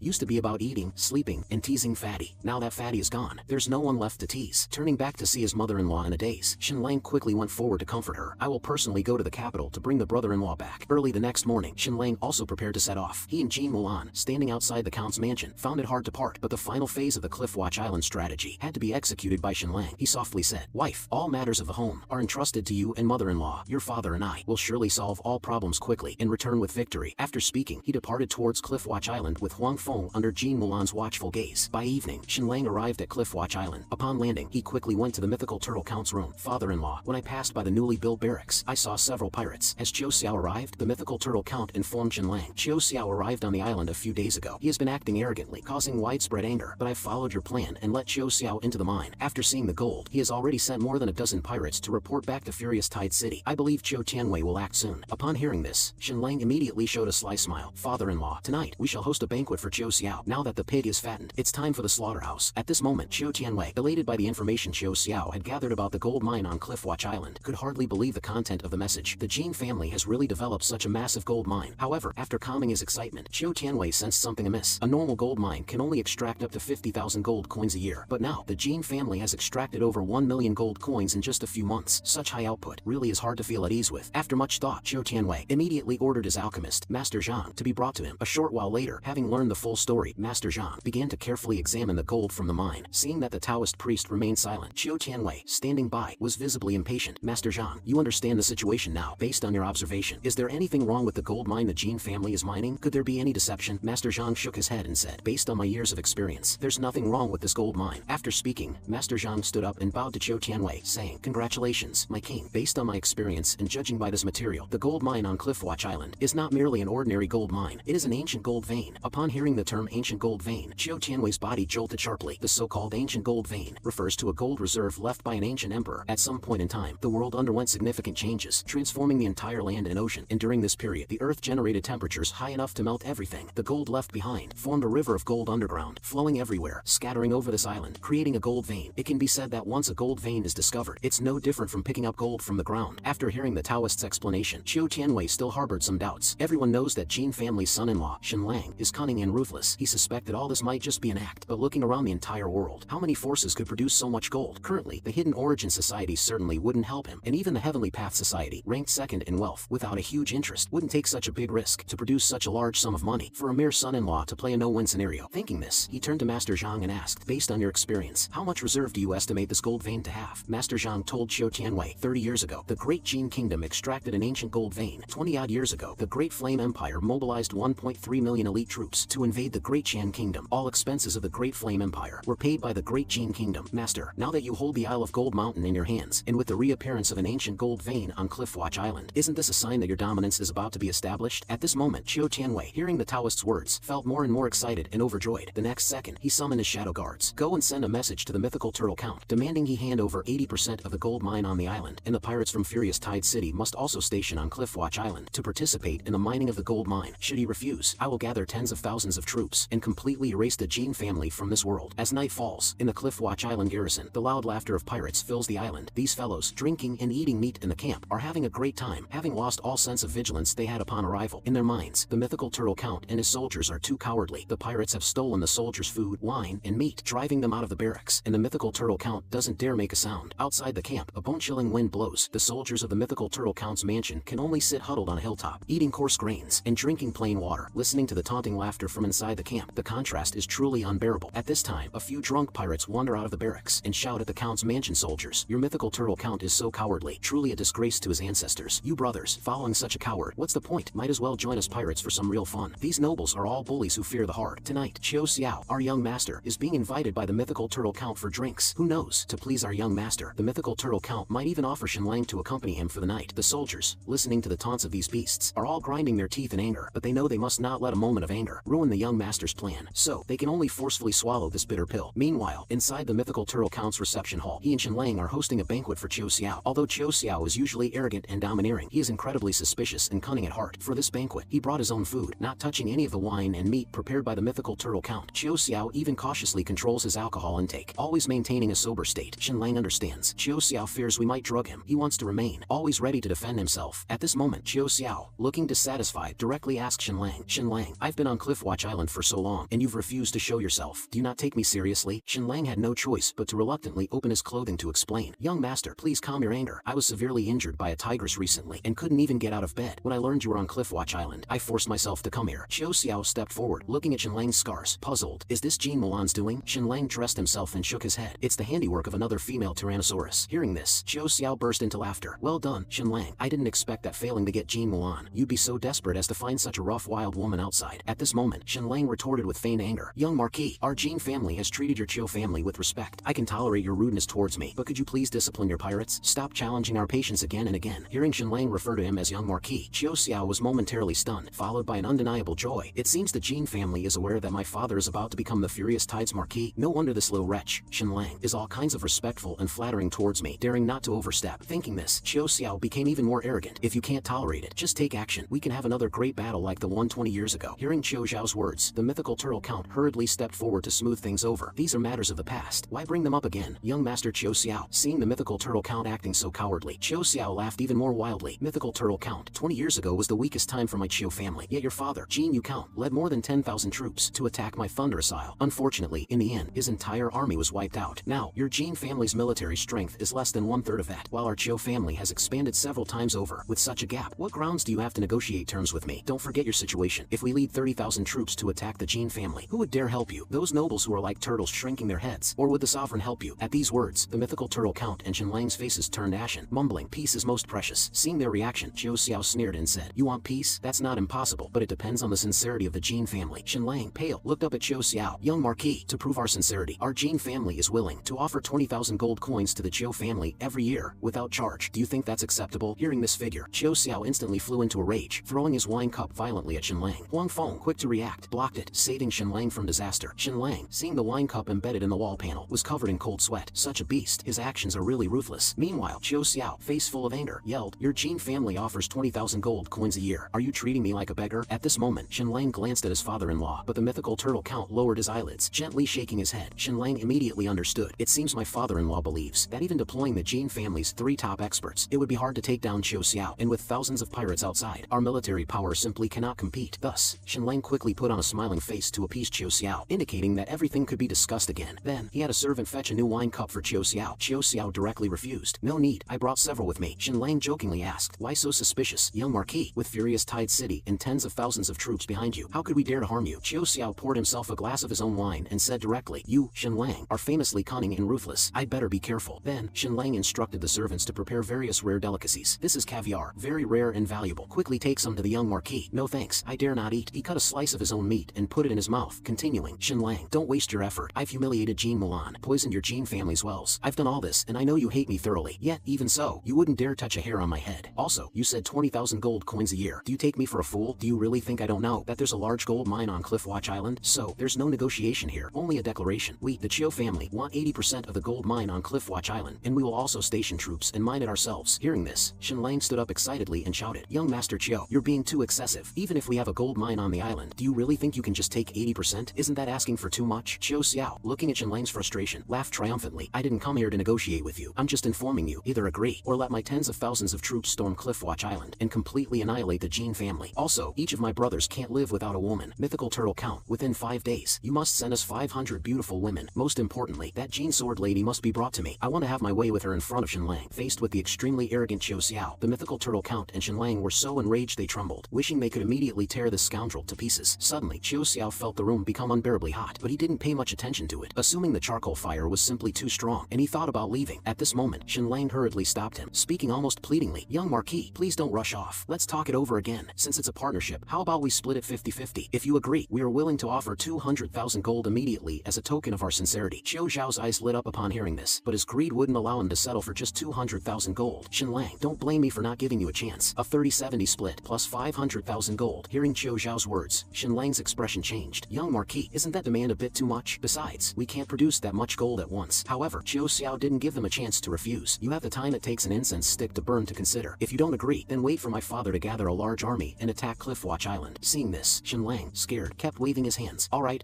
young Marquis, just wait a moment. Let us discuss." Seeing the 2 Jin family members start to discuss, Zhou Xiao sat down again, waiting for their decision, but the heat in the room seemed to grow even more intense, and the sweat on his body made him feel even hotter. Suddenly, a woman's scream came from the side. Zhou Xiao turned to look and saw the servant who had been serving him had knocked over a water jug, and she was soaked, her clothes clinging tightly to her body. That's when he realized the servant was actually a woman. At this sight, Zhou Zhao's inner fire exploded. "Well, Shenlang, you dare deceive me, saying there were no women on the island. This girl must be specifically brought here to entertain yourself," he said, then lecherously pinned the woman to the ground, starting to rip off her clothes. "Shenlang, I'll give you the time of 1 more incense stick. When I'm done, you'd better have a perfect answer for me," he said, picking up the woman's undergarment, taking a deep sniff. Delicious, truly delicious. Behind him, Shenlang was now trembling uncontrollably, unable to suppress the ecstasy in his heart. "Zhou Xiao, you're finally going to die." Then, he exchanged glances with the mythical turtle count. Shenlang had devised 7 or 8 plans to drug Zhou Xiao, never expecting it would be this most despicable trick with the undergarment that worked. What Zhou Xiao didn't know was that the woman beneath him was just a prostitute that Shenlang had brought from a brothel. At this moment, the drug in Zhou Zhao's body began to take effect. He felt his brain become delusional, and his body seemed to float uncontrollably. Suddenly, he burst into maniacal laughter. "Shenlang, listen well. Not only must you bring Jin sword lady to me, but I also want Jin Mulan. I will ravage them brutally in front of you." However, before his words could fully land, the mythical turtle count, like lightning, appeared behind him. The next second, the mythical turtle count struck Zhou Zhao's neck. With a snap, his cervical vertebrae completely broke. As Zhou Xiao fell, everything below his neck was paralyzed. Under normal circumstances, the mythical turtle count would never get close to Zhou Xiao, but this scum, greedy and poisoned by the drug Shenlang had administered, was now like a lamb to the slaughter, easily taken down by the mythical turtle count. At that that moment, pirates guarding outside the door, hearing the noise inside, began to bang on the door non-stop. The next second, with a bang, a burly pirate kicked the door open, but as they saw the scene before them, they were instantly terrified. They saw Shenlang, with a cold gaze, sitting atop Chiu Xiao, a dagger pressed against his neck, and coldly said to the pirates, "Take one step forward, and prepare to collect your young master's corpse." At that moment, Jin Shiring rushed in with his soldiers, and the pirates realized they had fallen into a trap. Shenlang then grabbed Chiu Xiao's head, whispered in his ear, "If you don't want to die, have your men retreat to the courtyard outside." The leading pirate fiercely warned Shenlang, "You better release our young master quickly. Otherwise, once our main force arrives, we will annihilate all of you." Shenlang, with a sinister look at the bald pirate, increased the pressure of his hand. "Is that so? Let's see who dies first." Then, the Chiu Xiao beneath him shouted at the pirates, "Idiots, get out! All of you retreat to the courtyard." Although the bald pirate did not understand what exactly had happened to their young master or why he was under Shenlang's control, for their young master's safety, he could only compromise reluctantly. He then turned and led the pirates out of the room, unaware that Shenlang had already stationed archers around the courtyard on the hills. Thousands of archers released their arrows at once upon command, and a dense shower of arrows fell on the pirates in the courtyard like rain. With the night's poor visibility, by the time the pirates saw the arrows, it was too late to dodge. Those near the door who attempted to flee back inside found Jin Shiring had already locked the door, and all soldiers were blocking it. In an instant, thousands of arrows pierced through the bodies of more than 100 pirates. Now, in the courtyard, only the cries of dying pirates remained. Meanwhile, in the military camp below the hill, the remaining 2,000 pirates were still drinking and eating meat, mocking Shenlang wildly. Suddenly, one pirate seemed to hear the sound of fighting from the hilltop. The pirates hurriedly rushed out to check, seeing the sky above the hilltop ablaze with fire. At this sight, the pirates immediately panicked. Has the mythical turtle count gone mad, daring to lay hands on our young master? After saying that, they gathered all the pirates and charged towards the mountain. Seeing the timing was right, Jin Shiring immediately ordered the release of rolling logs and boulders, instantly causing many pirates to suffer injuries or death. Seeing this, the pirate leaders immediately changed their strategy, allowing a portion of their elite warriors to disperse and climb up the stone walls. Jin Shiring, observing these pirates, had to admit Chiu Xiao's direct troops are indeed very formidable. Not only are they strong in combat, but also brave, fearless of death. But even if they are formidable, my Jin soldiers are not vegetarians. He then ordered again, continue firing arrows. Don't stop the boulders and rolling logs. The dark night, lit only by the faint light of torches, made it hard to see clearly, but the screams of numerous pirates hit by the rolling logs and boulders and falling down the mountain could be heard. Suddenly, a hand grabbed the edge of the cliff, and the next second, a pirate leaped up, swinging his sword and directly injuring a Count's mansion soldier. Then, several more pirates climbed up. Seeing this, the soldiers quickly formed ranks and raised their shields for defense. Meanwhile, the mythical turtle Count and Shenlang, watching from behind, were also shocked by the pirates' strength. Keep in mind, they're in a drunken state, and it's night combat. Under normal circumstances, the mythical turtle Count's mansion's military power might really not be enough for these pirates. But well, Shenlang said with a sly smile on his lips. The next second, one of the pirates suddenly felt a severe stomach pain, followed by a second and third. The group of pirates began clutching their stomachs in discomfort. Jin Shiring seized this opportunity and led his soldiers in a direct attack. Yes, it was Shenlang who had someone lace the pirates' drinks with laxatives. Letting them steal food and drink for days on end was to lower their guard, and tonight, they finally tasted his specially prepared laxative. Under Shenlang's command, the soldiers of the mythical turtle Count's mansion easily dealt with the 2,000+ pirates under Chiu Xiao. After a night of fighting, Cliffwatch Island welcomed the first rays of the rising sun from the east. Chiu Xiao also slowly opened his eyes, gradually regaining consciousness. Suffering from a splitting headache, he completely forgot what had happened the night before. At this moment, still irritable, had not yet noticed the abnormality in his body. Someone bring me the spittoon. I need to wash up. I need to get dressed. Where is everyone? Why so slow? Looks like I'll have to use the knife again. As he instinctively tried to sit up, he was horrified to find he couldn't feel his hands. More precisely, he had no sensation at all below his neck. Just as he was trying to recall the events of the previous night, Shenlang directly pushed the door open and strode in. "Chiu Mu, young master, you're awake. Would you like me to prepare some breakfast for you?" Chiu Xiao was stunned. "What's this, Chiu Mu? What are you up to now?" Shenlang, smiling, sat next to Chiu Xiao. Then, looking at his bewildered face, slowly lifted the quilt. "Young master Chiu, how could you not know your new name? Without the bird, aren't you just Mu? Wood?" As Shenlang's words fell, Chiu Xiao discovered the most vital part of a man was missing from his body. The next second, a scream like that of a slaughtered pig erupted. "Shenlang, you scoundrel, what have you done to me? Someone, come here. Where have all you useless ones gone?" Watching Chiu Xiao's furious face, Shenlang calmly had someone bring in a bloodstained sack and then asked with a smile, "Young Marquis, were you calling for them?" As Shenlang spoke, thousands of pirate heads rolled out of the sack. "Young Master Chiu, you had too many underlings. This room couldn't fit them all, so I had to reduce their volume a bit to bring them here. But rest assured, all 2,000 pirates are here. Not one more, not one less." Chiu Xiao looked in horror at the pile of heads before him. "Have you gone mad? Mythical turtle Count, you dare massacre like this? Aren't you afraid of retaliation from over 30,000 pirates of Furious Tide City? Aren't you afraid my father will exterminate the Jin family?" At this, Shenlang pulled up a chair and sat in front of the bed, saying, "Young Marquis, there are two things you must know. First, there is no gold mine on Cliffwatch Island. This gold was provided by the Heavenly Path Society. I simply melted it down, mixed it into the soil to deceive you." Chiu Xiao was stunned. "How can there be no gold mine? The Heavenly Path Society isn't foolish. Why would they give you, Shenlang, millions of gold?" Faced with Chiu Xiao's questioning, Shenlang merely produced a mirror and said, "Do you think this mirror, which cost less than 1 silver coin, is worth 1 million gold coins?" At the sight of the mirror, Chiu Xiao finally realized the truth. He was arrogant, but not foolish. Such a clear and bright mirror, its value definitely exceeded 1 million gold coins. heads. No wonder the Heavenly Path Society was willing to provide such a massive amount of gold to support Shenlang. Then, Shenlang leaned closer to whisper in Qiu Xiao's ear. The second thing, aren't you curious who left those bite marks on me? That was the handiwork of your beloved sister, Qiu Yaoer. She tormented me for 2 whole hours. Though it was agonizing, it was also exhilarating. Of course, it wasn't my intention, and indeed, I went there to treat her. Just didn't expect you, a brute, to drug your own sister. Unfortunately, you just missed your chance and instead helped me. So, in this way, I really should thank you. Hearing these words, Qiu Xiao was on the verge of breaking down, biting toward Shenlang. I'll kill you. I swear the Jin family will be buried with you. Faced with Qiu Xiao's threats, Shenlang remained indifferent, continuing to strike at his heart. Qiu Xiao, almost everyone who has directly offended me in this world has died. But do you know why I haven't killed you? Because I want to lure your father, Qiu Tianwei. Here, Shenlang's face was no longer mocking but sinister as he said, did you think we were genuinely trying to please you these days? That was just a trap to let you lower your guard. Similarly, I've created an even more perfect trap for your father and the main force of Furious Tide City's pirates. This time, I will exterminate your Qiu family, avenging the Jin family from 20 years ago. Not only that, I'll also eliminate all the pirates of Furious Tide City in one fell swoop and take over Thunderous Isle. Upon hearing this, Qiu Xiao felt a chill down his spine, finally realizing the extent of Shenlang's terror. He hadn't imagined Shenlang could lay such an elaborate conspiracy. When did he start planning? Was it from the Isle of Gold Mountain dispute? No, it must have started from the time he wrote Boundless Romantic Affairs. How could there be such a terrifying person in this world? Shenlang, are you human or a ghost? No, I can't die. Even if emasculated and paralyzed in bed, he couldn't die because only by living could he seek revenge against Shenlang. With this thought, he drastically changed his arrogant demeanor, desperately trying to please Shenlang. Shenlang, please don't kill me. You can let your enemy witness you annihilating tens of thousands of pirates and taking down Furious Tide City. Plus, I know where my family's treasure is, so you definitely can't kill me. Shenlang, seeing Qiu Xiao's sycophantic behavior, couldn't help but show a playful smile. The will to live is indeed strong. Even castrated and paralyzed to this extent, you still think about surviving. He then said, Qiu Xiao, brother, you're quite clever. You make a good point. So, I'll give you a chance to live. You better grasp it well. After speaking, he pointed to a figure outside the door. Look who I've brought for you. At that moment, standing at the door was Jean Sword Lady, dressed in battle attire, looking valiant. Shenlang looked at Qiu Xiao with a sinister smile. Young Master Qiu, see how good I am to you. You said last night you wanted to sleep with her, and today I brought her to you. Qiu Xiao, seeing Shenlang's malicious smile, instantly broke out in a cold sweat again. Then, Shenlang silently lit an incense stick. Young Master Qiu, if you can crawl to Jean Sword Lady's feet and kiss the sole of her shoe before this incense stick burns out, I won't kill you. Qiu Xiao was dumbfounded. Shenlang, stop joking. My limbs can't move. How am I supposed to crawl there? Shenlang sarcastically replied, your hands and feet may not move, but you still have teeth. Upon hearing this, Qiu Xiao's inner world exploded. Shenlang, you scoundrel, why don't you come and demonstrate how to crawl with teeth for me? But this complaint, he dared only keep within his heart. Then, a scene that defied everyone's expectations occurred. Qiu Xiao actually started moving forward by dragging his body with his teeth. Seeing Qiu Xiao moving forward like a driven worm, Shenlang couldn't help but inwardly exclaim, Qiu Xiao, you're truly a miracle. You actually managed to crawl using your teeth. It's simply unbelievable. At this moment, Qiu Xiao was crawling forward driven entirely by his hatred. Even if his face was covered in blood, he was determined to complete the task and live. He wanted revenge. He wanted Shenlang to suffer a terrible fate. The time it took for an incense stick to burn quickly passed, and finally, Qiu Xiao, through sheer will, reached the feet of Jean Sword Lady. By then, he was gasping heavily, his mouth so painful he could hardly speak. Seeing this, Shenlang couldn't help but applaud. Remarkable, Qiu Xiao, you're truly amazing. You've created a miracle. With a muffled voice, Qiu Xiao asked Shenlang, Shenlang, can I live now? Shenlang laughed. Of course, I keep my word. I won't kill you, but just because I won't kill you doesn't mean others won't. Before his words could fade, Jean Sword Lady had already raised her sword high, and in Qiu Xiao's horror, she fiercely stabbed through his heart. A second strike followed, instantly decapitating Qiu Xiao. The pirate prince thus met his end. Shenlang stepped forward, picked up Qiu Xiao's head, still wide-eyed in death, and handed it to a pirate standing by. This man was an emissary from Qiu Tianwei, sent for negotiations. He had not expected, upon arriving on the island, to see Qiu Xiao crawling on the ground. Shenlang, with a challenging tone, said, brother, please restrain your grief. Take your young master's head and these 2,000 heads back. Deliver them to the pirate king, and don't forget to tell the pirate king his beloved son died in unrest. Watching Shenlang's arrogant demeanor, the emissary, holding Qiu Xiao's head, felt anger he dared not express. He couldn't understand why Shenlang dared to kill their young master. Did he not fear the pirate king's wrath, annihilating the Jin family? After the pirate emissary left, Shenlang turned and thanked Jean Sword Lady with a bow. Being Shenlang's little fan, Sword Lady blushed at seeing such gentlemanly behavior from young Master Shen, and then, with a shy voice, said, young Master Shen, I should be the one thanking you. Being able to kill that beast with my own hands has allowed me to vent my anger. By then, Jin Hui, having arranged everything, hurried over. It had been a long time since he'd seen his wife, and he wanted to check if everything was fine at home. However, her heart fluttered with the first stirrings of love. Only had eyes for young Master Shen, completely ignoring her brother's presence. She merely said to young Master Shen, there's nothing for me here, so I'll be going. Poor Jin Hui, watching his sister leave, could only mutter in his heart, pretty boys are no good. Even though he said it in his heart, he instinctively covered his mouth, afraid his petty and narrow-minded master might have mind-reading abilities. Half an hour later, the mythical turtle Count and Shenlang arrived at the mine pit on the mountainside. When Qiu Xiao first saw this pit, he thought it was dug for mining gold. Little did he know it was Shenlang's final trap for Qiu Tianwei. Looking at this nearly completed grand project, Shenlang slowly said, my dear father-in-law, the new year is almost upon us. The mythical turtle Count sighed as well. Yes, in 3 days, it'll be new year. In the past, I dreaded the spring festival the most, because we are nobles. Every festival required extravagant spending. If you don't do it, people will talk behind your back, saying the Jin family is stingy, surely a sign of our family's decline. Shenlang understood his father-in-law's situation well. Many times, what the country emphasizes is morale. The royal family and the nobles below are the same. It's like in modern society's companies, where face and appearances matter. Then, the mythical turtle count continued. This year, though we no longer need to keep up appearances, it's a pity. Our family might not be able to reunite. Shenlang, why don't you go back for a visit? Have the New Year's Eve dinner with your parents, your mother-in-law, and Mulan. Shenlang shook his head. No, father-in-law, we can't celebrate this year, and neither can our enemies. The most critical moment is upon us. We cannot afford to be careless, or make any mistakes. Hearing this, the mythical turtle count gave Shenlang a look of appreciation and determination. Good son-in-law, I wasn't wrong about you. Then let's fight shoulder to shoulder, father and son. The shame left by your grandfather will be avenged by you, his grandson-in-law. After this battle, our mythical turtle count's mansion will rise again. Meanwhile, in a luxurious residence in New River City, a heavy snowfall covered the entire courtyard, turning it into a scenic beauty as if born from the cold. Inside, a stunningly beautiful woman dressed in fox fur delicately complained about the winter's chill. She was the crown prince's favorite concubine kept outside the palace, Zhao Yan. Her other identity was Jean Mulan's senior sister from the same martial sect. Another person inside was Jean High Count Tang Luan, currently reporting to Zhao Yan about the gold mine news Qiu Xiao had discovered on Cliffwatch Island. Zhao Yan's eyes lit up upon hearing this. Jean High Count, are you serious? Is there really a gold mine on Cliffwatch Island? Tang Luan hurriedly took out the copy of the letter Qiu Xiao wrote to Qiu Tianwei and handed it to Zhao Yan. After reading it, Zhao Yan frowned. Gold mines aren't supposed to be like this. Tang Luan laughed. Right, an ordinary gold mine indeed wouldn't have so much gold sand visible in the mine soil, nor would it have so many gold nuggets, unless it's an ancient gold vein. She had heard of ancient gold veins, but those were rare and not easily found. However, if the Jean family could produce so much gold, even if it wasn't an ancient gold vein, it must be much larger than a normal gold mine. Then, leaning lazily back in her chair, she asked, so, tell me, Jean High Count, what do you plan to do next? Seeing an opportunity to continue, Tang Luan promptly bowed. I wish to ally with Qiu Tianwei to take down Cliffwatch Island, but Qiu Tianwei fears the sovereign's wrath, hence, hesitates. Currently, the crown prince assists the sovereign with state affairs, a task most arduous. I hold the utmost admiration for the crown prince. Therefore, I wish to offer 25% of the gold mine's yield annually to the crown prince after seizing Cliffwatch Island. Zhao Yan, still somewhat doubtful, continued. Wouldn't letting a pirate occupy Yu Kingdom territory indefinitely diminish the sovereign's authority? Tang Luan added, please rest assured, after we capture Cliffwatch Island, we will annihilate all members of the Jean family, except for the young master Jean Muzong. At that time, Jean Muzong will become the new mythical turtle count. Then, we will arrange a marriage for him. Hearing this, Zhao Yan smiled. So, you plan to marry your daughter to Jean Muzong, and have your son marry Qiu Yaoer. In this way, everything of the mythical turtle count's mansion will become the private property of your two families, right? Jean High Count didn't answer directly, but bowed deeply. I am forever a follower of the crown prince, and Qiu Tianwei holds the crown prince in high regard. At any time, I will always stand by the crown prince. Zhao Yan, having heard such flattery many times before, didn't take it seriously and stood up to ask, so, how many troops do you plan to deploy? Tang Luan replied, the allied forces of both families should be around 30,000. Zhao Yan, upon hearing this, no longer hid her greed, directly saying, after the success, directly transport 30,000 pounds of gold from the island to me. Tang Luan was startled internally. The island's reserves are only around 50,000 pounds of gold. This woman really has a lion's appetite. Even though he was unwilling, he dared not show it on his face, and could only respectfully agree to Zhao Yan's terms. Then he asked, and what about Jean Mulan? Do you want her dead or alive? At the mention of Jean Mulan, Zhao Yan showed a malicious expression. The crown prince wants her, then she must be alive. But remember, when the time comes, cripple her martial arts, sever her meridians so she can move and scream. After sending Tang Luan away, Zhao Yan immediately ordered her servants to send an invitation to Jean Mulan. Not until everything was arranged did Zhao Yan show a meaningful smile. Touching the branches of a plum tree, she murmured, Sister Mulan, when we both followed Master Zhongchuk, my family faced a catastrophe, while you remained esteemed. Now, with the Jean family on the brink of collapse, not only have I risen again, but I can also control your fate, Jean Mulan. At that moment, a plum branch snapped. Looking at the plum blossom in her hand, Zhao Yan chuckled. Such twists of fate are quite interesting, aren't they? Meanwhile, in Furious Tide City, Qiu Tianwei stood atop his castle, overlooking his city. Was the pirate king truly loyal to the crown prince, as Tang Luan said? Of course not. He was the pirate king with tens of thousands of pirates under his command. A mere Furious Tide's marquis couldn't satisfy his ambition. He sought a greater empire, to establish a colossal foundation for the Qiu family for centuries. And now, the ancient gold vein on Cliffwatch Island was his opportunity. The great Jean kingdom rose through an ancient gold vein, now standing as the strongest among nations under the Great Flame Empire. With a new ancient gold vein discovered, Qiu Tianwei believed he could achieve the same. But now, with the new year approaching, let the Jean family's lambs enjoy their last new year. In another part of Qiu Yaoer's castle, Su Chanshan carefully asked her master, are you sure you no longer wish to listen to Journey of the Monkey to obtain the scriptures? Qiu Yaoer shook her head. Ever since she found out that Shenlang had written the book, she no longer listened to it. Suddenly, a rapid series of bell tolls sounded from the distant docks, followed by a warship sailing from the direction of Cliffwatch Island towards Furious Tide City. Standing on the pier, Qiu Yaoer and her companions noticed something unusual. It's normal for the lighthouse bell to ring, but such urgent tolling signifies that something bad has happened. As the warship approached, everyone could clearly see the situation on the ship. The deck was densely packed with human heads, and the pirate king's emissary stood in the middle, specifically holding a head in his hand. Suddenly, someone exclaimed, that's Qiu Zhao's head. The emissary had failed in negotiations. Returning to furious Tide City with the heads of Chiu Xiao and 2,000 pirates. In a state of panic, Chiu Tianwei's close confidant immediately informed his master of the news. Upon hearing of his beloved son's death, Chiu Tianwei was struck as if by lightning, frozen in place. How is it possible? My son was highly skilled in martial arts, and he was accompanied by thousands of pirates. How could he have died? Even if Shenlang went mad, the mythical turtle count couldn't possibly follow suit. Without further time to ponder, he hurried to furious Tide's docks, by then already sealed off by pirates. The scattered heads created a terrifying scene at the dock. Seeing Chiu Xiao's head in the emissary's hands, Chiu Tianwei's whole body trembled. This was his only son, his only heir. Recalling the battle with the Jin family 20 years ago, though he won, he was severely injured, resulting in a permanent loss of fertility, despite retaining male functions. Now, his only lineage was cut off by the Jin family. New grief compounded with old. Chiu Tianwei's heart was like a long-suppressed volcano, ready to erupt. Then, the emissary conveyed Shenlang's message. Master, Shenlang asked me to convey his condolences. He said your son did not die a peaceful death, and then recounted the entire process of how Shenlang tortured Chiu Xiao. Upon hearing the envoy's narrative, Chiu Tianwei clenched his back teeth so hard they nearly shattered. Even with his mouth full of blood, his grief over losing his son was undeniable. At this moment, Chiu Tianwei's face was contorted with rage, bursting forth. I will summon all the armies, all the allies, to wage war on the mythical Turtle Count's mansion. I will have Shenlang cut into 1,000 pieces, to flay and skin every member of the Jin family, making them pay with their lives for my son's death. On the other side, at the mythical Turtle Count's mansion, Zhao Yan's eunuch had also delivered his master's invitation to the Count's mansion. Jean Mulan, holding the unexpected invitation in her hands, couldn't help feeling puzzled and somewhat repelled. Although Zhao Yan was her senior sister, she was also the daughter of the Zhou family from the Peace Pavilion Count's mansion, favored because of her family background. This always gave her a sense of superiority in front of Jean Mulan. Back then, the Lord of Peace Pavilion, Zhou Guangbu, was always active in the court, his position being the general in charge of pacifying the south, a position now held by Zhu Lin. However, a few years ago, for reasons unknown, the Zhou family fell from grace overnight. Zhou Guangbu committed suicide, and the Zhou family was stripped of their titles and lands, with all descendants banned from serving in office ever again. This mysterious change plunged Zhao Yan from the status of a noble daughter to the dust overnight. Yet, 3 years after this upheaval, Zhao Yan re-emerged, not only standing by the crown prince's side, but also becoming his consort. Moreover, with her favor, it seemed as if the ban on the Zhou family had been lifted. Although their titles were not restored, 2 members of the Zhou family had successfully passed the imperial examinations. Still, the downfall of the Zhou family was indeed connected to the Great Flame Empire, and thus became a taboo subject in the court, one that was avoided in discussions. Of course, the specifics of what happened were beyond the comprehension of those at the level of the mythical Turtle Count's mansion, so Jean Mulan knew only this much. Even with Zhao Yan's current status, Jean Mulan had no desire to meet her. Just by looking at the smug face of her trusted servant, you can tell she's someone who looks down on others. Zhao Yan always had an air of superiority, Jean Mulan thought. Now with the crown prince's support, she must be planning to flaunt her status again. With that thought, Jean Mulan flatly rejected the invitation. The eunuch was stunned, not expecting Jean Mulan to disregard his master so boldly. He then spoke with displeasure. Miss Jean Mulan, my master's invitation is something even the prefect of an ordinary county would dream of receiving. You should not be so ungrateful. Mulan impatiently looked at the eunuch, finding that everyone from the crown prince's residence seemed to share the same attitude. Even an eunuch looked down on people. She wondered where their sense of superiority came from. With that thought, Jean Mulan decided not to waste any more time. She turned around and left a message. Sorry, I don't have time. Little Bing, please see the guest out. Then she coolly walked away. The eunuch was left trembling with anger. Look at you, Jean Mulan, just a daughter from a count's mansion, daring to refuse someone from the crown prince's residence. You are truly audacious, but your Jean family's disaster is not far off. Let's see how long you can be proud. He laughed as he left. Little Bing, watching the eunuch leave, couldn't help but make a face behind his back. Stupid eunuch, you're the one who's going to face disaster soon. Dare to curse our count's mansion. Be careful or our young Master Shin will bring calamity to your whole family. Time flies, and the new year arrives. In the military camp on Cliffwatch Island, laughter can be heard. Although Shen Lang is also spending the new year on the island, he doesn't indulge in public celebrations, choosing instead to drink and chat with Shin 13 in his room, also to check in on his subordinate. 13, I heard your mother set you up with someone. How do you feel about her? Shin 13, accustomed to Shen Lang's gossipy nature, reluctantly shared his thoughts to have a peaceful new year. She looks fine, but her lips are too thin. The old master consulted face reading and said she's likely mean-spirited, so I don't like her. Shen Lang jokingly responded, if you don't like her, then don't force it. Once this is over, I'll have my mother-in-law introduce you to someone with thicker lips. Seems like you know your stuff. According to face reading, if the upper lip is thick, Shin 13 was speechless. My master, why always head towards such topics? But remember, no matter how beautiful a woman is, never grovel. Grovelers have no future. Look at Jin Hui in front of his wife. I can't stand it. Unbeknownst to them, Jin Hui was standing outside at that moment. He initially came to offer Shen Lang a toast, but hearing his master speaking ill of him, he dared not enter. He couldn't let Shen Lang know he overheard the gossip, or he would be resented. Inside the room, 13 was still silently enduring his master's incessant chatter after drinking. He couldn't understand why someone as wise and brilliant seemed to become so gossip-minded and vulgar when drunk. After a while, Jin Hui, pretending to be in a hurry, entered with a jug of wine. Young Master Shen, I've come to offer you a toast. Shen Lang glanced at him and asked, Jin Hui, you didn't hear me speaking ill of you just now, did you? Jin Hui quickly responded, Young Master Shen is a paragon of virtue. How could you speak ill of me behind my back? Every word you say to me is an encouragement for my life. Hearing this, Shen Lang turned to Shen 13. Did you hear that? He even heard me speaking ill of him, or he wouldn't be flattering me like this. Seeing this, Jin Hui was almost spitting blood. Master, can't you let me have a peaceful new year? In his nervousness, Jin Hui hurriedly expressed his loyalty to Shen Lang, who then smiled without saying anything and turned to bring out a box containing perfume, soap, and shampoo. "This is your New Year's bonus, you bootlicker. Take it to please your wife." Jin Hui was stunned, then touched deeply. "These are premium items only available to the ladies and madam of the mansion, personally made by young Master Shin, not even purchasable with money." Moved nearly to tears, Jin Hui continuously expressed his loyalty to Lang, who scoffed. "Look at how spineless you are. You should learn from me. Though my wife is highly skilled in martial arts, in my presence, she wouldn't dare defy me. I tell her to go east, and she wouldn't dare go west. If I scold her, she wouldn't dare retaliate. A woman must be disciplined, or else it's chaos within 3 days." However, as soon as his words fell, a beautiful figure walked through the door. Jean Mulan, with a half-smiling, half-serious expression, approached Lang. "Husband, I've only heard of the saying, a man left unchecked will cause chaos within 3 days." Seeing this, Jin Hui and Shin 13, without saying a word, silently waved their hands at their formidable young Master Shin, showing an expression of wishing him luck, and then quickly made their escape. Lang, seeing his two betrayers leave, quickly put on a pitiful look and said, "Wife, I've missed you so much. We've been apart for exactly 74 hours. I was just showing off in front of them. If you're upset, feel free to hit me. I promise I won't make a sound." Mulan looked at him speechlessly, thinking to herself how this cunning man had figured she wouldn't bear to hit him. Seizing the opportunity, Lang embraced Mulan, kissing her passionately, letting all the longing and desire of the past days meld into this kiss. After the impassioned embrace, Mulan's face blushed, but she too had missed Lang. Otherwise, she wouldn't have traveled several hours on New Year's Eve to see this unfaithful man. Suddenly, Mulan remembered the wounds on Lang's body, to which Lang assured her, "They've already scabbed over. It's no big deal." But Mulan was adamant in not continuing. "That's still not okay. We have to wait until the scabs have completely fallen off. Otherwise, you'll start howling again." Reluctantly, Lang had to suppress his urge, spending half an hour in tender proximity with Mulan before she left to return home, weary from the journey. As fireworks lit up the island sky, New Year's Eve came to an end. Now, on the 4th day of the first lunar month, all the pirates in Furious Tide City were on war alert. Within Qiu Tianwei's mansion, his foster son, Qiu Hao, after learning of Qiu Zhao's death, returned from the Isle of Gold Mountain to Furious Tide City, volunteering to lead troops against Cliffwatch Island. Qiu Tianwei, upon hearing Qiu Hao's proposition, immediately scolded him. "Cliffwatch Island is not your concern. You know, the Isle of Gold Mountain, rich in iron ore, is of utmost importance to us and cannot be neglected. As the main general, how can you abandon your post?" For some reason, Qiu Hao insisted on participating in this revenge battle due to his brotherly bond with Qiu Xiao. Seeing Qiu Hao's defiance, Qiu Tianwei became very angry and scolded. "This is the last time I'm telling you. Go back, guard your Isle of Gold Mountain and return there now." After saying this, he turned away and refused to listen to any more pleas. Seeing Qiu Tianwei's determined attitude, Qiu Hao had no choice but to comply with tears in his eyes and a reluctant heart, returning to the Isle of Gold Mountain. Unexpectedly, someone was already waiting in a secret room in Qiu Hao's camp. Zhang Chuanhua's voice, both soft and mocking, said, "Looking at your expression, it seems you've returned without success. Now you see, the Lord of Furious Tide City does not allow you to participate in the Battle of Cliffwatch Island, but this is your only chance to rise to power. Perhaps we could." Before she could finish, Qiu Hao interrupted, "Miss Zhang, my adoptive father's orders were clear, to guard the Isle of Gold Mountain. If I disobey and make a wrong move, it would be catastrophic. Everyone knows that the Jin family's main forces are defending Cliffwatch Island, and yet you tell me Lang's target is Furious Tide City. How can I believe that?" Zhang Chunhua looked at him and smiled. "If I came to you, I'm absolutely certain of my information. The opportunity one bring to you is yours to believe or not. If this succeeds, you will be the future Furious Tide's marquis. This is not only a promise from my father, but also from Zhu Rong, the governor. If you don't believe me now, it's not too late to believe when the situation becomes clear. But I still advise you, General, it's always good to be prepared." Time flew, and it was already the 13th day of the first month. At a house located 200 miles north of mythical Turtle Count's mansion, Prefect Zhang, dressed in military attire, stood before a map, analyzing the strategic plan for the battle. When he mentioned Cliffwatch Island is a trap set by Lang, whose real aim is Furious Tide City, the 5 generals present were shocked. They couldn't believe that Lang, a mere son-in-law, could shake mythical Turtle Count into investing such a huge cost in a trap to target Qiu Tianwei. They were even more astonished by his ambition, aiming to take down Furious Tide City with his own strength. Zhang Chong continued, "This time, mythical Turtle Count will surely deploy all elite soldiers to Furious Tide City, and Lang's plan will also prompt Qiu Tianwei to lead a massive army to attack Cliffwatch Island. At that time, the city's defense, under Qiu Yaoer's command, will not exceed 3,000 troops. A fierce battle between Lang and Qiu Yaoer is inevitable. Although no one can breach the main castle with Qiu Yaoer defending, I believe that with Lang's intelligence, he must have already pinpointed Qiu Yaoer's weakness and prepared everything, waiting to deliver the fatal blow. Once the Jin family takes down Furious Tide City, the new policy in New River will completely fail, allowing them to rise again amidst the crisis. With the nest overturned, none of us will be spared, but this is also a once-in-a-lifetime opportunity, a chance for us to be the mantis catching the cicada, unaware of the Oriole behind. You, several thousand elite troops, must disperse and head to Gold Mountain Island first, under the guise of supporting the pirate forces, then proceed to Furious Tide City. Then, we will annihilate both the Jin and Qiu families, restoring peace to the eastern seas, and seize Thunderous Isle for our sovereign. The day when you will all be honored and promoted is within reach." With Zhang Chong's words boosting their morale, the generals raised their bowls to drink the wine symbolizing their impending victory, then smashed their bowls with determination. "Generals, begin preparing for battle." Moments later, led by Zhang Chong, the generals went to the military training grounds viewing platform, overseeing the 6,000 elite troops of New River County below. Despite the freezing outdoor conditions, the troops stood fully armored in silence. Then, Zhang Chong issued the command, "All generals, to your ships." ships set sail. 2 hours later, 20 warships set off towards Olive Gold Mountain. They needed to quickly coordinate with Chiu Hao, then change their outfits on the island and proceed to Furious Tide City under the name of Chiu Hao's army. Meanwhile, Shen Lang was also making moves. He led all the masters of mythical Turtle Count's mansion on an inconspicuous cargo ship towards Furious Tide City to execute his plan undetected. Over the past month and a half, he had already transported over 2,000 elite troops to Furious Tide City in batches using cargo ships, positioning them at various strategic locations. Jin Hui approached Shen Lang and asked, "Young Master Shen, leaving Count alone with 2,000 new recruits to defend Cliffwatch Island against Qiu Tianwei's 30,000 troops, won't there be any issues?" Shen Lang confidently reassured, "Don't worry, it will be fine. With me here, they won't even have a chance for a head-on confrontation." Jin Shuring also expressed his concerns. "Young Master Shen, I don't mean to doubt you, but attacking the fortress of Furious Tide City, which is already difficult to conquer, and now with Qiu Yao in charge, even with 20,000 elite troops, it won't be easy. Now that all our elite troops and masters are here, failure would mean the end for mythical Turtle Count's mansion." Before Shen Lang could respond, Divine Healer Nzaishi approached. "Young Master Shen, the person you requested is here." Upon hearing Nzaishi's words, Shen Lang immediately instructed Jin Hui and Jin Shuring to step aside. Shortly after, a figure in a black cloak approached Shen Lang and reported, "Young Master Shen, I have completed the investigation on who is behind poisoning Qiu Yao. As you suspected, it was him." The person reporting to Shen Lang was none other than Nzaiqian, Qiu Tianwei's alchemist, who was also the elder brother of Nzaishi. Their father had died at the hands of Qiu Tianwei during the battle 20 years ago. Nzaiqian continued, "The preparations Young Master Shen assigned to me are all set. Unfortunately, although I've been undercover by Qiu Tianwei's side for over a decade, I never found the opportunity to avenge our father, nor have I managed to become one of his trusted insiders, so I might not be able to assist you much." Shen Lang reassured him with a smile, "Don't worry, as long as you complete the task I've given you, you'll be the greatest hero of the Jin family." Meanwhile, Tang Luan's mansion was also gearing up for battle. The 3,000 private soldiers of the Tang family were arrayed neatly on the beach. At Tang Luan's command, "Change the flags." Dozens of Qiu family flags were suddenly displayed. Conducting open warfare as nobles within the country would inevitably provoke the sovereign's intervention, but if they operated under the guise of pirates, there would be no concern. Then, Tang Luan began to stir his troops with promises of wealth. "Gentlemen, an ancient gold vein has been discovered on Cliffwatch Island. Currently, the Jin family has only 4,000 troops guarding it, while we have a coalition of 30,000. This battle will be a breeze. After our victory, each soldier will receive 20 gold coins, and for every member of the Jin family you kill, you'll earn an additional 15 gold coins. The time has come for you to enrich yourselves. Let's flatten Cliffwatch Island with our valor." His words ignited the fire within the Tang family's private army. Jin High Count revealed a sinister smile. "Shen Lang, Jin Zhuo, your days of comfort are over. Wait for the Tang family to annihilate your clan. Under the leadership of the Tang family's eldest son, Tan Zong, these soldiers will head to the eastern seas to meet with Qiu Tianwei's pirate armada, and together proceed to Cliffwatch Island." Meanwhile, on the coast of Furious Tide City, hundreds of various pirate ships, flying the Qiu family's flags, gathered at the Furious Tide City port. The sight was seemingly endless. Standing on the dock's high platform, Qiu Tianwei couldn't help feeling proud as he observed the massive fleet. "This scene is much larger than the battle against Jin Yu Count 20 years ago. Back then, I only had over 5,000 pirates under my command, but now I can summon an army of 30,000 with a simple wave of my hand. As long as we take Cliffwatch Island, the Qiu's hegemony will truly become a legacy lasting hundreds, if not thousands, of years. Only, my poor son Qiu Xiao will no longer see that glorious moment. But fortunately, my alchemist Nzaiqian, I don't know where he got the medicine from, but it has allowed me to show my prowess again and made a woman by my side pregnant. As long as I can have children, I won't worry about having no successor." Then, he turned to look at Qiu Yao beside him, feeling a sense of regret in his heart. "I originally intended to raise Qiu Yao and then make her my woman, but unexpectedly, she has grown into a rebellious and ruthless woman. Otherwise, with the offspring produced by me and her, we would surely have a domineering king or lord." Resigned, Qiu Tianwei cheered himself up and shouted loudly, "Open all the chests." As his words fell, chest after chest of gleaming gold coins were revealed to all the pirates present. "Brothers, here is 350,000 gold coins of starting funds for everyone. Today, we will break the old system and distribute it to everyone right now." Upon hearing these words, the pirates were instantly stirred up. Then, Qiu Tianwei continued to incite the greed of these pirates. "Brothers, these are just appetizers. On Cliffwatch Island, there are 100,000 pounds of gold, information for which my son Qiu Xiao paid with his life. But the Jin family, our defeated foes, do not deserve this gold. It should belong to our pirate clan. Brothers, let's take up our swords, conquer Cliffwatch Island, kill all the Jin men, take their women, and reclaim the gold that rightfully belongs to us." As his words ended, the pirates, already lured by the gold on Cliffwatch Island, became even more spirited, with cries of battle echoing. Seeing the moment right, Qiu Tianwei gave a sweeping order. "All pirates, to your positions, set off." Instantly, more than 100 warships boldly made their way towards Cliffwatch Island. On the dock, Qiu Yao looked on with disdain at the scene. For her, these pirates were scum, but as they were her adoptive father's men, she could not kill them, owing to her gratitude for his life-saving grace and upbringing. If not for this, she would have long fled far away with her 2,000 direct subordinates. At this moment, Qiu Tianwei approached her and asked, "Yao, will these 3,000 warriors be enough for you to manage Furious Tide City?" Qiu Yao, expressionless, simply replied with 2 words, "Too many." Seeing her attitude, Qiu Tianwei could only laugh awkwardly, admitting he had been overly concerned. Then, Qiu Yao suddenly said to him, "Adoptive father, after you return triumphant from this great battle, I will leave." Hearing this, Qiu Tianwei frowned and then turned, waving his hand, "Let's postpone this discussion until I return." He definitely could not agree to this request. Even if he could not have Cho Yaoer as a person, he absolutely could not allow her to leave. Then, he boarded the largest warship, Cliffwatch Island. Here we come, Furious Tide City. Wait for my triumphant return. Cho Yaoer watched the departing warships, understanding her adoptive father's intentions. Yet, her mind was made up about leaving. With this thought, she turned and led her subordinates towards the governor's mansion. Once back, Cho Yaoer began arranging for her guards to bolster the defenses, with orders that no one could enter or leave the castle without her command. For some reason, she felt Shenlang might have plans for Furious Tide City. Even if Cho Tianwei hadn't anticipated Shenlang's sudden attack on Furious Tide City, her instinct as a woman convinced her that Shenlang would indeed come. Moreover, touching her stomach gently, she noted her menstrual cycle had yet to commence this month. Even if there was a child, she hoped Shenlang wouldn't come, but if he did, she would have no choice but to let him die here. After setting up all the defenses for Furious Tide City, it was already afternoon. Su Chanqian, who was accompanying Cho Yaoer, suddenly asked, "General, do you like children?" Caught off guard, Cho Yaoer counter-asked, "Have you been observing my menstrual cycle, noticing that I haven't had it this month? It's been almost a month since that night. Do you also think I might be pregnant?" Su Chanqian hurriedly explained. Shenlang mentioned that due to the high levels of heavy metals in your body, it would be difficult for you to conceive. Moreover, since the last bloodletting treatment, you've done it twice more by yourself, which could affect your menstrual cycle. So, it's normal if it hasn't come. But General, do you really think Shenlang will lead troops to attack Furious Tide City? Upon hearing the question, Cho Yaoer stared at Su Chanqian and then said, "Shenlang will come. He will definitely lead Jin's elite soldiers to seize Furious Tide City." Su Chanqian was shocked. The Jin family's elite warriors barely number over 2,000. To think they can capture Furious Tide City is simply ludicrous. Cho Yaoer looked at her coldly. "So, he's pinned his hopes on you, wanting you to find an opportunity to poison me or create chaos among my people. Isn't that right?" Hearing Cho Yaoer's analysis, Su Chanqian was on the verge of tears, swearing to heaven her loyalty to Cho Yaoer. But since she was indeed sent by Shenlang, she had no way to defend herself. Cho Yaoer continued, "I won't kill you, but to avoid suspicion, I'll have someone prepare a room for you, and you must not leave it under any circumstances, or you will be executed." Without considering Su Chanqian's explanation, Cho Yaoer had her taken away and placed under house arrest. Then, she ordered for Nzaiqian to be brought to her for a medical examination. Shortly after, Nzaiqian appeared before Cho Yaoer. "Doctor, I've been feeling unwell recently. Please examine me." However, as Nzaiqian was about to take her pulse, she calmly requested, "Please check if I'm pregnant." Nzaiqian was almost speechless with shock. Though surprised, he composed himself and seriously took her pulse, never imagining that the man involved with Cho Yaoer could be his true master, Shenlang. After a moment, Nzaiqian respectfully said, "General, your pulse is extremely erratic and complex. With my limited medical knowledge, I really can't make a diagnosis." Cho Yaoer nodded and then ordered, "Take this doctor and confine him just like Su Chanqian, not to leave the room under any circumstances." Nzaiqian was shocked. Has my identity been exposed? With confusion, he still voiced his doubts. "Miss, why?" Cho Yaoer, unaware of Nzaiqian's true identity, simply sensed that there was no gold mine on Cliffwatch Island, yet this doctor had been persuading her adoptive father that there was an ancient gold vein, hence the suspicion. Cho Yaoer said, "You've been treating me for years, and never before have you behaved as fearfully as you did today. Clearly, you know something, which is why you're acting so abnormally." At this point, Nzaiqian still wanted to defend himself, but Cho Yaoer had no interest in listening and simply ordered him to be placed under house arrest. As night fell, the snowflakes drifting in the sky adorned the sea like scattered stars. The 30,000 pirates under the sea pirate king Cho Tianwei and the 3,000 private soldiers of the Tang family had, after a day's journey, finally converged near Cliffwatch Island. It was evident from the sporadic lights on the island that the island's defenders had spotted the approaching enemies and were working overnight to fortify their defenses. Early the next day, with the snow still showing no signs of stopping, Cho Tianwei stood at the bow of his ship and commanded, "Prepare the pirate army for landing. We must annihilate everyone on the island and seize Cliffwatch Island." As his words echoed, the tens of thousands of pirates aboard the ships once again erupted in fervor, eager to raid the island and seize the gold. At this moment on the island, the forces led by the mythical turtle Count appeared to number in the thousands, yet only about 500 were truly fit for service. After all, Shenlang had taken almost all the elite troops to Furious Tide City, leaving behind only recruits who had just joined and had no actual combat experience. As the pirates drew closer, the recruits on the island began to grow nervous. The veteran captain looked at a recruit trembling like a sieve next to him and couldn't help but mock. "What a cowardly disappointment. You're tall, but you have the courage of a chicken." After saying this, he grabbed a handful of snow and stuffed it into his mouth. However, the more he chewed, the more wrong the taste became. "Why is this snow salty?" At that moment, the cowardly recruit cautiously said, "Captain, I just urinated there." Hearing this, the furious veteran captain stood up to beat him, while those around burst into laughter, easing the tense atmosphere. The mythical turtle Count also took this opportunity to encourage the recruits. "Lads, don't be afraid or panic. As long as you do what we've taught you, there won't be any problems. Besides, we've rehearsed dozens of times these days. Just treat this real combat as one of our drills." Just then, a lookout on the watchtower shouted, "The enemy is 5 miles, 3 miles, 2 miles from the island." Yet, when they were just a mile away, the pirates couldn't wait any longer and jumped off their ships, plunging into the icy sea water. Numerous frenzied pirates shouted as they rushed toward the shore, "Brothers, attack! The countless gold on the island is first come, first served." Tan Zong, on the ship, watched the pirates, who were more interested in treasure than their own lives. Disdain in his heart. What a bunch of madmen. Aren't they afraid of freezing to death by jumping into the sea in such cold weather? The mythical turtle Count, seeing this, fearlessly ordered the troops to set up the first line of defense. At his command, fire the arrows. However, the performance of these novices in real combat left much to be desired. With the enemy 200 meters away, the recruits' arrows fell short, barely reaching a few dozen meters. soldiers and landed on the beach near them, causing zero damage to the enemy. This lackluster display of combat power immediately became the subject of mockery by the pirates. These trash have shorter range than my pea. The situation further fueled the pirates' raiding impulse, and they charged towards the defense line with machetes in hand. Seeing the pirates drawing closer, the mythical turtle count ordered a second round of attack. This time, they managed to cause single-digit casualties among the pirates. However, their aim was so poor that they hardly hit any vital spots. For these battle-hardened pirates, such arrow wounds were virtually negligible unless vital spots were hit. Some crazed pirates even pulled the arrows out of their arms with their bare hands and continued to charge at the soldiers' defense line with ferocious faces. The recruits, having never seen such a spectacle, were immediately terrified. One of them shouted, "Help, run," and turned to flee towards the rear. The rest of the recruits, coming to their senses, also ran back. Seeing this, the mythical turtle count was furious and drew his great sword, roaring, "None of you are allowed to retreat. Deserters will be executed on the spot." With that, he directly killed 2 people nearby. Of course, these weren't real soldiers. The reason for this act was merely to make the play more convincing, letting the pirates think that the soldiers of the mythical turtle count's mansion were cowardly and afraid of death. Then, the mythical turtle count, with a look of reluctance, glanced back at the approaching pirates and waved his hand, shouting, "Fall back to the mines. We must defend the gold at all costs." When the pirates nearby heard the mythical turtle count mention gold, they became excited. Seeing how weak the Kim soldiers were made the pirates chase after them even more fervently. However, this entire setup raised doubts in Qiu Tianwei, who had been watching from a higher vantage point. He then asked Tan Zong, "Are the Jin soldiers really this feeble?" Tan Zong was also puzzled. After the clash at the Isle of Gold Mountain, the Jin soldiers should be even stronger than our Tang family's troops. This deepened Qiu Tianwei's suspicions. If they are stronger than the Tang family, why did they collapse at the slightest touch? Could there be some trickery involved? At that moment, the mythical turtle count also changed his strategy. He suddenly roared, "Leave 500 men with me to cover the retreat of the main force." As his voice fell, Jin's 500 elite instantly formed an iron defense line, their morale fully charged. Unlike before, this time, with the resonant sound of bowstrings, each arrow shot out was fierce, with hardly any misses. They moved fluidly, drawing and releasing arrows within 3 seconds. Though there were only 500 elites, they were more effective than the previous thousands of recruits. This was the true strength of the Jin's elite. Quickly, in just over 10 minutes, the pirates on the beach suffered heavy casualties, numbering in the hundreds. This powerful scene was also fully witnessed by Qiu Tianwei. Just one breath to shoot a heavy arrow, and in 10 breaths, you've killed hundreds of my men. But what of it? I have tens of thousands of pirates. You may have the upper hand in ranged combat, but can you handle close combat? Finally, the first wave of thousands of pirates broke through the defense line, and the 500 elite warriors neatly drew their swords for defense. Then, with a crisp shout of attack, the Battle of Cliffwatch Island officially began. However, when the pirates swung their first sword, they immediately noticed the strength of the Kim's equipment. The pirate swords broke upon impact, and their strikes left only marks on the armor, shocking the group of pirates. Yet, after their initial astonishment, all the pirates' faces turned fierce again, and they collectively focused their efforts to strike at the Jin's warriors. Qiu Tianwei, witnessing all this, couldn't help but be amazed to think that 500 soldiers, relying solely on their advantageous position, could withstand the attack of 2,000 pirates. The Jin's elite are indeed formidable. At this moment, Tan Zong said, "This is the true strength of the Jin soldiers." The mythical turtle count expanded too quickly and recruited too many new troops, who are not only useless in actual combat, but can also ruin everything. Fortunately, he does not have many elite troops at the moment, so taking them down is still feasible. On the other side, the mythical turtle count, watching his 500 elite soldiers battling against thousands of pirates and managing to hold their own, breathed a sigh of relief. Indeed, true combat power is only shown on the battlefield. It seems that a strategy focusing on elite troops is correct. Numbers are useless. However, no matter how formidable the 500 elite troops were, their strength was ultimately limited. As more and more pirates swarmed in, they soon surrounded them. Jin Zhong, seeing this, immediately reported the situation to the mythical turtle count, who acted according to plan without hesitation, choosing to break through and retreat to the mines. Upon receiving the order, the more than 400 elite troops immediately changed formation and began to break out. Soon, after losing a few dozen lives, the mythical turtle count and his soldiers successfully broke through. Seeing this from a distance, Tan Zong's eyes showed a hint of mockery. A siege by more than 3,000 pirates was resisted for less than a quarter of an hour before being broken by a few hundred men. These pirates lack discipline. Thus, facing a regular army, no matter how brave they are, they stand no chance. If it were my Tang family army, it would not be so easily defeated. Qiu Tianwei also began to reflect. I had thought that the naval battle I won 20 years ago with 5,000 pirates was because the Jin's army was weak. Only after today's battle did I realize that the Jin soldiers are simply not skilled in naval warfare. After taking Cliffwatch Island, I must also properly train my pirates to become a regular army. Thinking this, Qiu Tianwei raised his great sword and shouted, "All pirates, reform the ranks." This sudden command made the pirates, who were in the heat of battle, pause abruptly, leading to extreme dissatisfaction among some of them. Why stop? I still want to loot the gold. At the moment, if it weren't for some undercover warriors from the Tang family keeping order, it's very likely that the pirates would have fought over the gold. Even so, getting 30,000 pirates to form ranks took more than an hour to assemble successfully. Seeing his pirates rush in such a disorderly manner, Qiu Tianwei frowned, but now was not the time to train the forces. Eliminating the Jin family and taking over the mine was the priority. Half an hour later, the pirates finally arrived at the mine. However, what they saw shocked them. Such a vast and bottomless pit was something they had never seen before. Though Qiu Tianwei was also astonished, he steadied his mindset and went forward to observe the terrain below. He saw that the mythical turtle count's army of over 4,000 was hiding in the caves on the mine shafts, and outside the caves, there were piles of gold gold sand, barely visible under the snow. Chiu Tianwei turned to Tan Zong and said, "It seems the mythical turtle count intends to hold out at the bottom of the mine. However, this place is easy to defend, but hard to attack, which could be troublesome." But Tan Zong believed there's only one way out of the pit. The mythical turtle count and his men guarding here are merely waiting for their demise. At this moment, the pirates nearby also stretched their necks to look down. Although they did not see gold bricks or nuggets, they saw gold sand shining through the snow-covered mine sand. Just then, a young pirate came running with a handful of gold sand to show off his achievement. "Master, this is the mine sand I risked my life to get. Please take a look." When Chiu Tianwei picked up the gold sand, he was completely shocked. "My God, I have never seen mine soil with such a high gold content. This must be an ancient gold vein. Ordinary gold mines do not produce so much gold sand. If extracted, this could amount to tens of thousands, even hundreds of thousands of pounds of gold." Tan Zong, of course, also saw the high-quality mine soil and could hardly contain his excitement, wanting to lead his troops directly into the mine to annihilate the Jin family and seize this ancient gold vein. However, the more experienced Chiu Tianwei calmed down upon seeing the huge pit, sensing something unusual. "No, we just need to lay siege without attacking. There's only one exit right now. The ancient gold vein cannot escape, and neither can these thousands of people, no matter what they do. Shenlang is a vicious and cunning beast. What if he has set traps below this giant pit?" Although Tan Zong felt Chiu Tianwei was being overly cautious, even his father feared this pirate king, so he could only comply with silent anger. At this time, Chiu Tianwei walked to the edge of the mine, looking down at the mythical turtle count. "Eye to eye, mythical turtle count, we will be guarding you from above. Without food and fresh water, let's see how long you can last down there." Half a day later, the Jin soldiers below seemed to be getting anxious. Jin Shiring, looking up at the pirates, asked the mythical turtle count, "Master, what do we do if Chiu Tianwei's army just guards the mine entrance and doesn't come down?" The mythical turtle count remained calm. "Don't worry, as long as we follow Shenlang's plan step by step, these pirates will definitely fall into the trap. So far, all of Chiu Tianwei's actions have matched Shenlang's predictions. Trust him, he will not be wrong." Indeed, Shenlang has never lost a psychological battle. As long as Chiu Tianwei is greedy enough, he will fall into the trap, and it won't be a long wait. On the other side, Shenlang arrived at Furious Tide City today. With Chiu Tianwei taking away the pirate army and Chiu Yao were only guarding the castle, the streets were filled with looting and violence. Even those still doing business had bodyguards standing at the entrance, and those who couldn't afford bodyguards didn't dare leave their homes. Furious Tide City had completely fallen into chaos. A moment later, Shenlang and a few others arrived at the Jin family's stronghold in Furious Tide City. Upon entering, Shenlang immediately ordered, without a moment's rest, to assemble all personnel hidden within the city to start preparing to attack the main government building of Furious Tide City. Meanwhile, on Cliffwatch Island, the Alliance's two leaders were arguing due to a difference in opinion. Chiu Tianwei's overly cautious and careful attitude frustrated Tan Zong. He couldn't understand why such a renowned pirate king was acting so cowardly, especially when a tremendous fortune was right in front of them, yet he refused to agree to attack in one fell swoop. At the same time, several pirate leaders who also didn't understand Chiu Tianwei's actions gathered to discuss the matter. One hot-headed pirate said, "Brothers, there are mountains of gold sand beneath us. Why won't the boss let us go down and kill? Do you think he has other plans? Is he afraid we'll steal the gold? Maybe he wants to starve the Turtle Count's army to death and then secretly send his trusted experts to take all the gold. When we rush down, he'll say the Turtle Count had already transported the gold away." At these words, everyone got angry, fueled by alcohol, and shouted, "We're here to get rich. The king can't block our way to wealth." This shout sobered up the others, who were well aware that if these words reached Chiu Tianwei's ears, they would be dead. Then, the hot-headed pirate suddenly added, "The demoness isn't here. What are you guys afraid of?" At this, the room fell silent. The next second, they realized, why are we afraid of the Chiu family? Isn't it because of Chiu Yao, the invincible general? Since the demoness isn't here, let's send a representative to talk to the boss about attacking the Jin family. Then, everyone looked at the hot-headed pirate. "Brother, among us, you're the best. You should go talk to the boss. We'll support you from the side." Moments later, this hothead actually ran to Chiu Tianwei and started to persuade him. "Boss, although we are besieging the mythical Turtle Count's troops, our own supplies are almost exhausted. With our forces now 10 times greater than the mythical Turtle Count's and under your wise and brave leadership, isn't this the perfect opportunity to take them down?" Chiu Tianwei, after listening, did not speak but just quietly watched the hothead continue. "Boss, with just one command from you, it wouldn't take an hour for us to annihilate all 4,000 of the mythical Turtle Count's troops. Please don't hesitate any longer." Then, Chiu Tianwei stood up and walked over to the fool. "Are you suggesting that I am holding off the attack to hoard the gold for myself, and that since the demoness Chiu Yao is not here, everyone should not fear me, the pirate king, too much?" Hearing this, the hothead immediately broke into a sweat. "Damn it, which cursed traitor sold me out? Where's the pirate's honor?" Before he could unravel his doubts, Chiu Tianwei shouted angrily, "This man has disturbed our military heart. Take him out and behead him." As soon as he finished speaking, two guards grabbed him. No matter how much he begged for mercy, it was of no use. Soon, a crisp sound echoed outside the camp, and the hothead was decapitated, a scene that turned the faces of several pirate leaders on site pale with fear. Then, Chiu Tianwei slowly turned around and coldly warned everyone, "From now on, if anyone dares to question my military orders, this will be their fate." The pirates, scared nearly to the point of wetting themselves, all nodded in agreement, daring not to voice any more objections. Of course, Chiu Tianwei knew that although he had temporarily suppressed the opinions of these pirate leaders, their greed for gold could not be suppressed. He needed to find a way to divert their attention. Starting the next day, Chiu Tianwei ordered the pirates to launch verbal attacks and use provocative tactics against the Jin family. These pirates, naturally vulgar, were shameless in their insults, directly targeting everyone in the mine pit, insulting the entire family of the mythical Turtle Count. Hearing such indecent abuse, the Jin soldiers were nearly exploding with anger, especially Jin Zhong, who, Upon hearing the insults directed at his goddess, Jin Mulan was furious and ready to charge out and teach these scoundrels a lesson. The mythical turtle count was also furious. He had always treasured Lady Jean as a jewel in his life, but today she was defiled by these filthy pirates. He wished he could tear them to pieces immediately. However, he restrained his anger, understanding that impatience could spoil greater plans. Seeing that verbal provocation was ineffective, Chiu Tianwei started an even more twisted scheme. He ordered some handsome young men from the ship, dressed them in the clothes of Shenlang, Jin Mulan, and Lady Jean, and began role-playing. Then, he tied them with ropes, making them crawl on the ground like dogs,